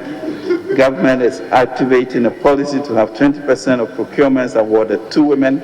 Women will also be supported with specific capacity building programs and will be empowered to leverage the danger-sensitive lending policies to be implemented by the Development Bank of Ghana. Mr. Speaker, His Excellency declared 2021 as the second year of roads, and government prioritized roads for economic development and putting the economy back on track following the devastating impact of COVID-19 pandemic. From January to end June 2021, routine maintenance was carried out on 11,174 kilometers of trunk road network, 5,389 kilometers of the feeder road network, and 2,937 kilometers of the urban road network. Additionally, periodic maintenance comprising regraveling, spot improvement, and resealing works were carried out in the same period on 44, 167, and 262 kilometers of trunk, feeder, and urban road networks, respectively. Mr. Speaker, works were completed on the Tema Motorway Runabout Phase 1 in June 2020. The second phase of the project, which involves the third tier of the interchange, is expected to take off by third quarter 2021, following the completion of Phase 1 of the Obecha-Bilamte Circle interchange and other ancillary works. Work on Phase 2 has started and currently at a physical progress of 15%. In 2020, works were also started on the La Beach Road project, which involves improving capacity along the Accra-Tema Beach Road and the construction of a 3-tier interchange at Nungwa Barrier. Physical progress for lots 1 and 2 is 13% and 11% respectively. Mr. Speaker, physical progress of work on the Kumasi Lake Roads and Drainage Extension projects is 73% complete as at the end of June 2021. The construction of 7 bridges is also on the way, and completion with 4 bridges launched and 1 at substructure level. Overall progress is 70% at the end of June 2021. Mr. Speaker, works began in 2020 for the construction of 50 bridges nationwide aimed at improving connectivity within areas cut off by waterways. The first batch of 21 steel bridge components have arrived in the country. Work have started on 14 of the substructures and 3 were completed. Government has awarded contracts for the implementation of 84 critical regional and inter-regional roads projects with an estimated length of 2,237 kilometers at a cost of 7.8 billion Ghana cedis. Mr. Speaker, even though Ghana remains a pillar of stability in the region, the sub-regional security situation continues to be rather volatile. Terrorist threats and general cross-border security issues are becoming increasingly imminent in view of the continuous terrorist attacks in the Sahel region, and particularly from Mali and Burkina Faso. In particular, the southward drift of the activities of violent extremist terrorists and pirates in the Gulf of Guinea have become more widespread, frequent, and deadly with the underlying dynamics. Mr. Speaker, it becomes imperative that we address the existing vulnerabilities and intensify preemptive, preventive, and countermeasures to any potential threats to our security and sovereignty in the light of the risk of the sub-region suffering from the contagion effects in the short to medium term. Mr. Speaker, the government has revamped and retooled the Ghana Boundary Commission since the beginning of 2021 to undertake its strategic mandate of determining and demarcating the land boundaries and delimitation and delimitation of maritime boundaries of Ghana in accordance with accepted principles of international law. Mr. Speaker, we are also working further to retool the intelligence agencies through the deployment of enhanced intelligence infrastructure. Mr. Speaker, Ghana continues to demonstrate leadership on sub-regional issues coordinated through the Accra Initiative, which serves as a coordinated and intelligence sharing platform of neighboring countries. Mr. Speaker, we'll come to this honorable House in support of the security of Ghana. Mr. Speaker, the Ghana Infrastructure Investment Fund was established to mobilize, manage, coordinate, and provide financial resources for investment and infrastructure projects and ease the burden of quasi-public debt on our budget. Over the last decade, we've witnessed an increasing trend where sovereign funds have been deployed as catalysts for growth and development in emerging markets such as Asia and Middle East. This is also beginning to be adopted in Africa, and the government of Ghana intends to allow GIF to increasingly play such a role for Ghana. The government intends to reduce our infrastructure gap by enabling GIF to drive sizable but economically viable infrastructure projects to conclusion, which will also create additional fiscal space for government to operate. As such, we've nominated GIF as a vehicle to be used to restructure and refinance expensive debt of the independent power producers in the energy sector, as well as take energy equity positions in some cases to help reduce the fiscal burden of overcapacity charges we've been left with. Negotiations with several of the independent power producers are in their final stages. Government also intends to use GIF as a vehicle under the Ghana Cares program to drive our structural transformation through funding for critical infrastructure such as the district hospitals, Agenda 111, quality and affordable housing, improved rail and road networks, and ICT infrastructure. We've therefore revised the Earmark Funds Act to allow a 20% increase in the allocation of ABFA CAPEX to GIF for the funding of Agenda 111 and other development expenditure. Mr. Speaker, on the 26th of April 2020, His Excellency the President, as part of his 8th address to the nation on government's efforts to combat the coronavirus pandemic, laid out an ambitious plan to tackle Ghana's health infrastructure deficit and restore the country on the path of achieving economic and social transformation. This transformation project, now dubbed Agenda 111, will require the government to construct 101 standard district hospitals, 6 new regional hospitals, 1 regional hospital for the Western region, rehabilitation of the Pierre-Quanta Hospital in the Western region, constructing 2 new psychiatric hospitals, construction of a new Accra Psychiatric Hospital. The objective is to use the local teams comprising of Ghanaian consultants, project managers, and construction firms. It is envisaged that upon the successful completion of Agenda 111, Ghanaians across the country will experience a marked improvement in access to healthcare.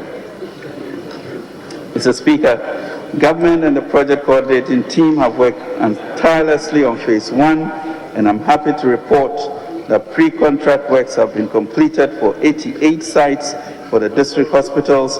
Mr. Speaker, we expect to commence phase 2 construction 3 weeks from now, from 17th August 2021. Mr. Speaker, an important project such as Agenda 111 requires extensive preparation and due diligence. We are confident and happy with the level of detail and attention that has gone into the pre-contract works. Rehabilitation and expansion of the Sunyani Airport. Mr. Speaker, the rehabilitation and expansion of the Sunyani Airport aligns with government's policy objective to have at least an operational aerodrome airstrip in each of the regions in the country. The rehabilitation expansion will adequately address the current operational challenges and propel business and industrial growth in the Bono region and its catchment area. Lands and mining. Mr. Speaker, the Ministry of Lands and Natural Resources, in line with the President, has held a national dialogue followed by 2 regional dialogues on small-scale mining. Following this, several measures are being put in place to build a sustainable, viable, and responsible small-scale mining industry that protects the national environment. The ministry will beef up the personnel and other logistics of the Inspectorate Division of the Minerals Commission to undertake strict monitoring and enforcement of our mining laws. The Lands Commission has commenced the process of regional education and sensitization on the new Land Act 2020, Act 1036. Efforts to protect forests and recover lost ones have included Green Ghana project, which saw the planting of over 5 million trees on June 11, 2021, the Green Ghana Day. The outright ban on the harvesting and exportation of rosewood, and the declaration of forest reserve in red zones for mining. Mr. Speaker, the ministry also has a program for alternative employment and livelihoods, which will be rolled out soon. As part of these efforts, the program will be anchored on 6 main interventions, namely national land reclamation and reforestation, agriculture and agro-processing, apprenticeship, skills training and entrepreneurship, responsible, viable, and sustainable community mining, mine support services, and community enhancement projects. These initiatives will target many illegal miners displaced by the ongoing efforts to sanitize the mining industry. Government recognizes the need to protect our environment just as it finds it necessary to provide alternative employment and livelihoods for our compatriots who will inevitably fall through the cracks. Mr. Speaker, initially this will be in the Ashanti, Eastern, Western, and Western North Central regions. We are determined to ensure the responsible or sustainable exploitation of the lands and natural resources of our country. Mr. Speaker, on energy, the COVID-19 pandemic has amplified the campaign for transition away from fossil fuels.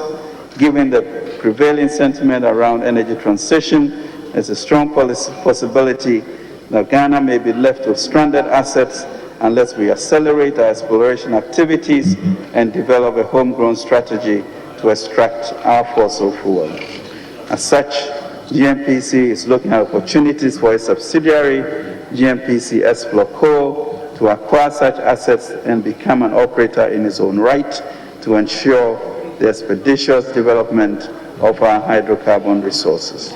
The new strategy may require an amendment or revision of the PRMA to allow GNPC to enter into some reserve-based lending transactions in order to be able to raise the required financing to consummate these acquisitions and to finance exploration and development of such fields without having to rely primarily on GOG for funding. Mr. Speaker, to that extent, GNPD has already identified some major potential acquisition targets of offshore blocks and has entered into discussions with the shareholders with an aim to acquiring controlling equity stake and eventually becoming operators through Exploco. We shall always come back to the House with any agreements once concluded. Mr. Speaker, the United Nations Sustainable Development Goals call for urgent action by all countries aimed at encouraging sustained economic growth underpinned by social, economic, and environmental sustainability, a blueprint for peace and prosperity for people and the planet now and in the future. Accordingly, the government of Ghana recognizes that we must be at the forefront and promote the building blocks for an inclusive and sustainable recovery.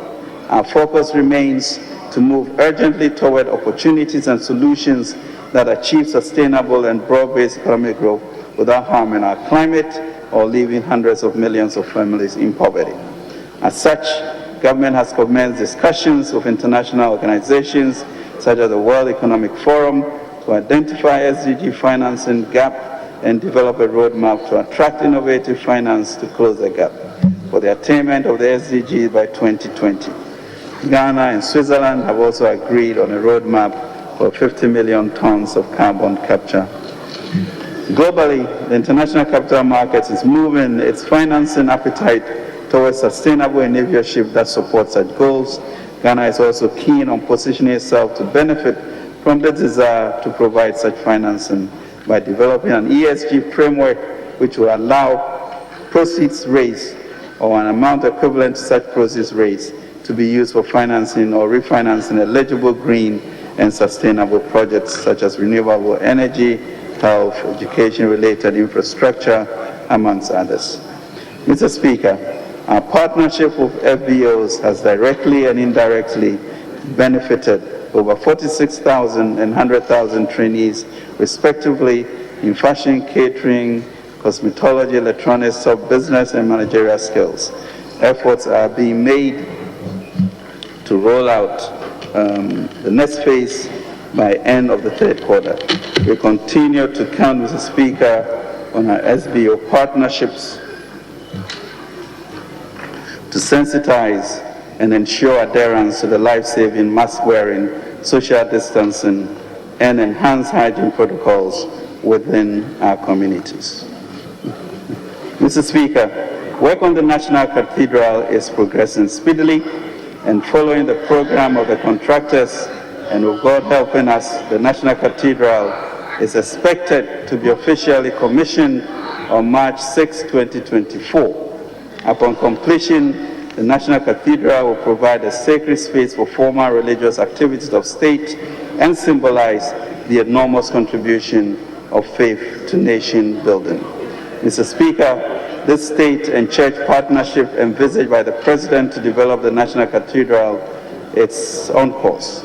An initiative, the 100 Cedis a Month Club, also dubbed Ketua Biara Nswa, will be launched by the trustees of the National Cathedral on August 12, 2021, to give as many Ghanaians as possible the opportunity to be part of the history to build the National Cathedral. The aim of the club is to raise 1 million Ghanaians who will give 100 Cedis a month for the construction of the National Cathedral. A special short code 979 has been developed for this purpose.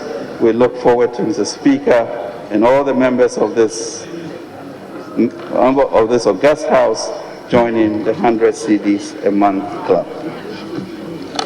Mr. Speaker, with your permission, may I convey a special message from His Excellency the President to the young people of our beloved country.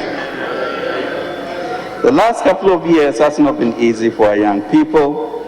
Your education has been disrupted. For many of you, your business plans are on hold because of lack of funding or opportunities. You may have lost your job or are simply tired of joining long queues or filling job application forms for vacancies that are filled even before your ink is dry. But we have a message for you. Big opportunities are coming, and the President wants you to be part of that. The President is determined to see as many of you having the opportunity to help shape our future. We value your input, and even as we roll out programs to support you, we will continue to engage. Now more than ever, we need to create a large pool of employment opportunities for the growing number of young Ghanaians who now have increased access to education. At the heart of the policies outlined in today's statement is the rolling out of various programs to build an economy that allows you to unleash the wealth and breadth of your energies. Your President believes in the power of constructive collective action. Together we can ensure that yesterday's problems are tackled today so that we do not carry them on to the next generation. As the great American Franklin Roosevelt once said, the only limit to our realization of tomorrow will be our doubts of today. We must confront the spirit of doubt and face our fears in faith. Mr. Speaker, today we have announced key job creation and entrepreneurship interventions such as a new bank product and a host of other government interventions that target young people. These should enable us to connect applicants to appropriate job opportunities or provide assistance to allow applicants to confidently start their own businesses and take full advantage of the supportive ecosystem we have put in place. So to the young people of Ghana, let me stress to you that our policies are not simply about the next election, even as we persevere to break the proverbial 8, but more importantly, it is about empowering the generation for them to also to prepare a brighter Ghana for the next generation. Our responsibility as your government is not just about responding to the judgment of our critics today, but to the judgment of posterity. Conclusion. Mr. Speaker, it has been almost 16 months since 11th March 2020 when WHO declared the COVID-19 a pandemic. However, as a country, we have reason to be optimistic and hopeful. Based on key indicators, we are on track to recovering from the most difficult crisis in the post-war era. In the next few months, the Ministry of Health aims to embark on an aggressive vaccination program, which we are confident will help us achieve herd immunity and break the chain of infections in our nation.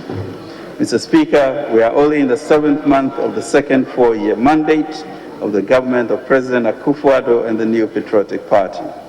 Ghanaians renewed our mandate because they recognize that the difficult crisis that the country and the world as a whole were facing as a result of COVID-19 pandemic required competent and bold leadership, which we have proved and will continue to provide under the decisive leadership of His Excellency President Nana Akufo-Addo. Mr. Speaker, permit me to say, with all the confidence that I can muster, that the President promised to leave at the end of his term in January 2025 a legacy of a proud and confident nation at peace with itself and the world around it is on course. We are pushing the boundaries of our economic activity and doing so right from the center of a fast integrating single market for the continent of Africa. If we stay on course, Mr. Speaker, a few years from now, within this decade, Ghana's strategic place at the center of the Africa Continental Free Trade Area of 1 billion consumers and some 2.5 trillion GDP and growing will become a reality. The policies of this government in education, infrastructure development, industrialization, in fast-tracking digital technologies, in strengthening the financial services sector, in foreign diplomacy, are all being deliberately pursued and synchronized to get this generation to establish Sub-Sahara's first independent nation, Ghana, as a commercial and investment center for Africa. We began by setting the country on a transformation track back in 2027 with our bold vision of a Ghana beyond aid. The recovery is on. We are back on track despite the pandemic. The plan of the President is to achieve from this year a strong and sustainable recovery of the economy. Mr. Speaker, our pillars of recovery in 2021 have been built on the strategy of completion, consolidation, and continuity. We choose to be bold in crafting a 2021 budget that deals with the past, delivers opportunities in the present, while investing in the future in a responsible and interconnected manner. Specifically in 2021, we aim at A, COVID-19 containment measures, including vaccination, creating jobs, B, creating jobs, promoting entrepreneurship and wealth creation, C, developing our infrastructure with priority focus on roads, railway, water, and sanitation, hospitals, and housing, diversifying productivity and high-value services, implementing bold reforms to increase revenue mobilization and the efficiency of public expenditure, deepening structural reforms to make the machinery of government work better for the people, and rolling out digital technologies, e.g. national ID, digital address system, payment systems, interoperability, land title registration, Ghana.gov, to improve our service delivery. Mr. Speaker, the deliberate strategy of the Akufo-Addo government to invest in digital infrastructure and get Ghana fully plugged into the global ecosystem of digital technology has been further vindicated by the COVID-19 crisis. The pandemic has heightened the need for digital technology in our homes, for schools, for work, and even leisure. That is why today, Ghana is at the forefront of using digital technology to expand access to finance and financial products for all Ghanaians. Digitalization is making the delivery of services more efficient,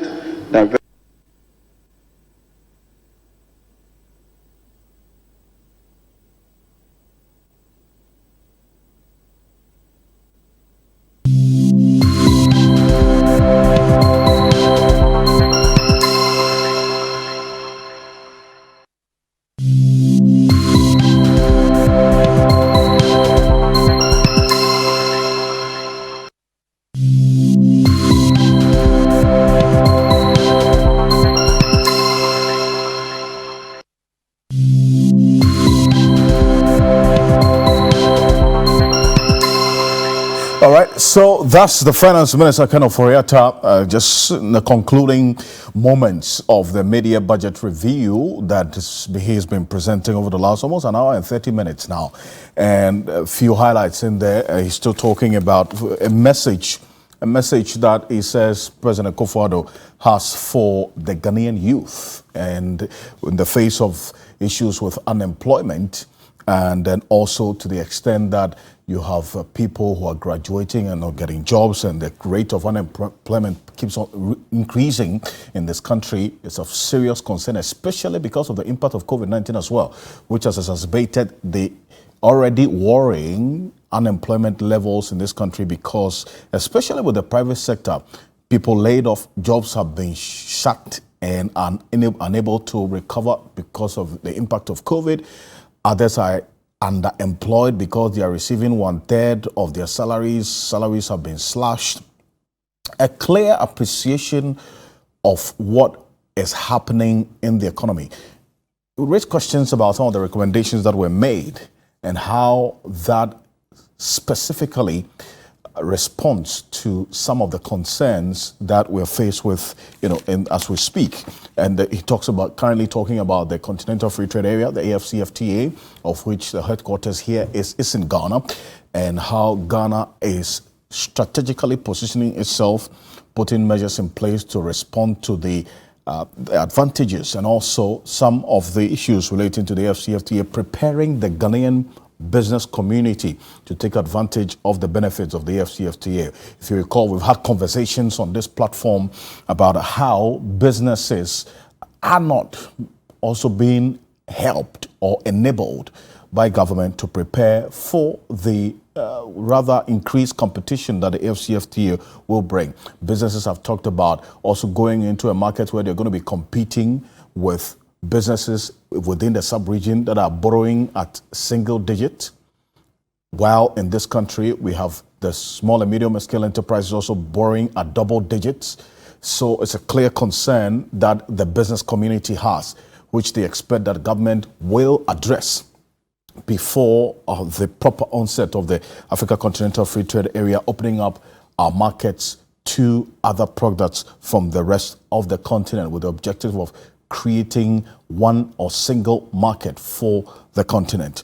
You heard the Finance Minister also talk about the Obantampa Cares program, giving updates on the systems and structures that have been put in place to ensure the effective rollout of the Obantampa Cares program, the import substitution, export expansion, and then also the Ghana Coordinating Office that has been established at the Finance Ministry, the digitization system that has been put there. But then if you speak to also the private sector players, because the Obantampa Cares program is essentially targeted at the private sector to help the private sector be able to revamp and also its operations after the heavy impact of COVID-19, and be able to also as to a rebound and employ or re-employ the people they laid off. Because you recall that even with the impact of COVID, the public sector, as the Finance Minister kept reiterating, government kept the faith and was continuously paying workers within the public sector. We run an economy where over 80% of this is the economy is made up of small and medium scale enterprises,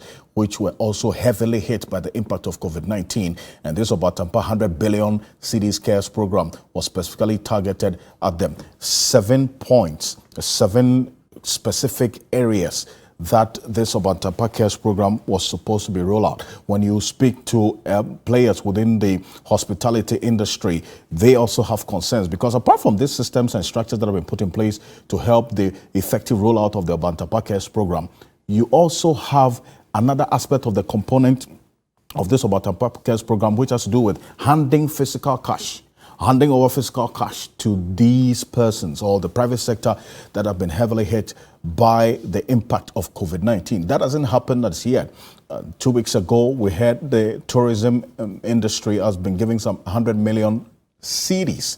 Well, the Hotels Association, for instance, are saying they are yet to feel a direct impact of this particular amount or this money that has been given as reported to the tourism ministry, and how that is also going to help that particular industry to be able to bounce back. So there are those specific concerns that raised by this particular industry. That other component of the Obatampa Cares 100 billion cedis program, which has to do with the physical handing of cash. Some economists have called for some stimulus packages for the private sector, at least for the next half of the year, for them to be able to also leverage on to help in the recovery process for the private sector. As far as we've heard so far, there hasn't been any specific mention of any as well stimulus package, apart from what we do know is already in place to help the private sector, specific interventions for the private sector, creative arts, media, for instance, to help revamp their operations.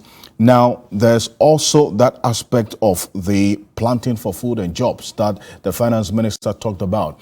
The number of jobs that this program, the planting for food and jobs, is expected to create within the next 6 months. If you look at the Agric Ministry's own planting for food and jobs calendar and the expectations for this year, they expect some 1.5 million farmers to be rolled onto the program. But as we speak, the Agric Minister and all the players in there have acknowledged the challenges that this Planting for Food and Jobs program is facing. That's already raised some questions as well. But that was missing in the Finance Minister's review. Let's cross over to Parliament now. The Finance Minister is done presenting the budget. Let's hear some reactions. Yes, Honorable Minority Leader.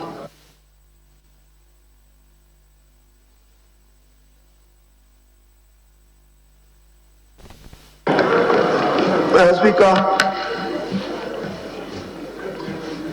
we have heard the Honorable Minister for Finance, and I'm not here to ask for money, because Mr. Speaker, you don't drink water from an empty calabash, so we can understand why he's not here to ask for money. No boards in place, no chief executives in place, no DCs in place. What will you ask for more money for? What will you ask for more money for, Mr. Speaker? But, Mr. Speaker, I only remind him that as for farmers who want fertilizer is seasonal.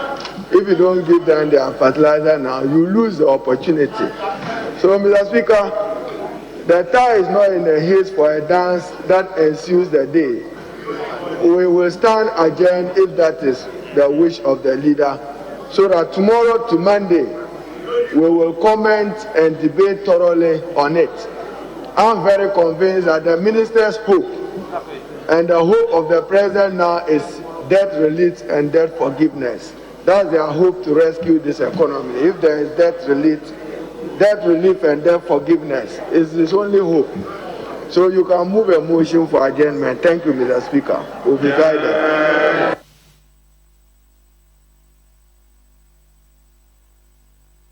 Honorable Minority Leader. The Speaker, what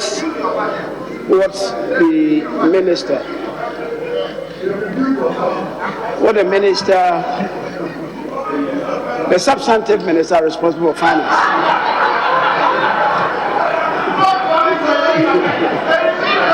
has done is to relate to Parliament the progress as the budget cycle is unfolding. So, Speaker, this indeed technically is a statement of information to this House, to the extent that the minister is not coming with a request for additional expenditure. The Speaker, that is the essence of this.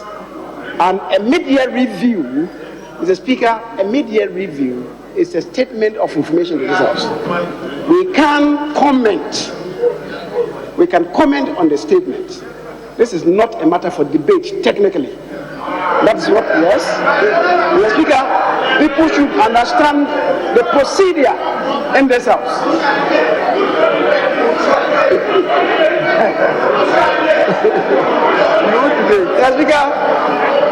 Mr. Speaker,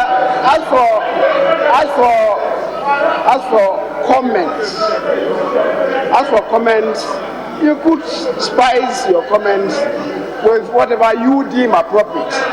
The speaker, the moderator, will be the person to bring you on track if you stray. But having said so, Mr. Speaker, to the extent that the minister is telling you that we are staying on track, nothing extraneous is being done outside the remit of the budget that was presented. We can't comment within the context of that framework. Mr. Speaker, everybody is ready. We are equally ready and perhaps over ready. Even today, I believe that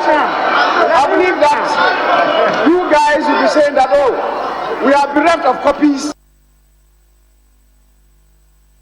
that we start today. We can open the floodgates. And I dare you to move the motion that let us start today.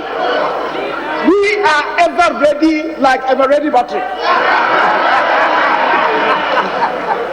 Mr. Speaker, but to be fair to the House, Mr. Speaker, we will stand the comment down in order to allow members to digest the statement that has been presented to us. And as the minority leader is indicating, this really invites comments from all of us. But I notice and I recognize that tomorrow is Friday and we may not have too much space for comments. If it becomes necessary that the comments spill over to Monday, the Speaker, we can encourage that. And then we will have at least 2 days to comment on that. I do know.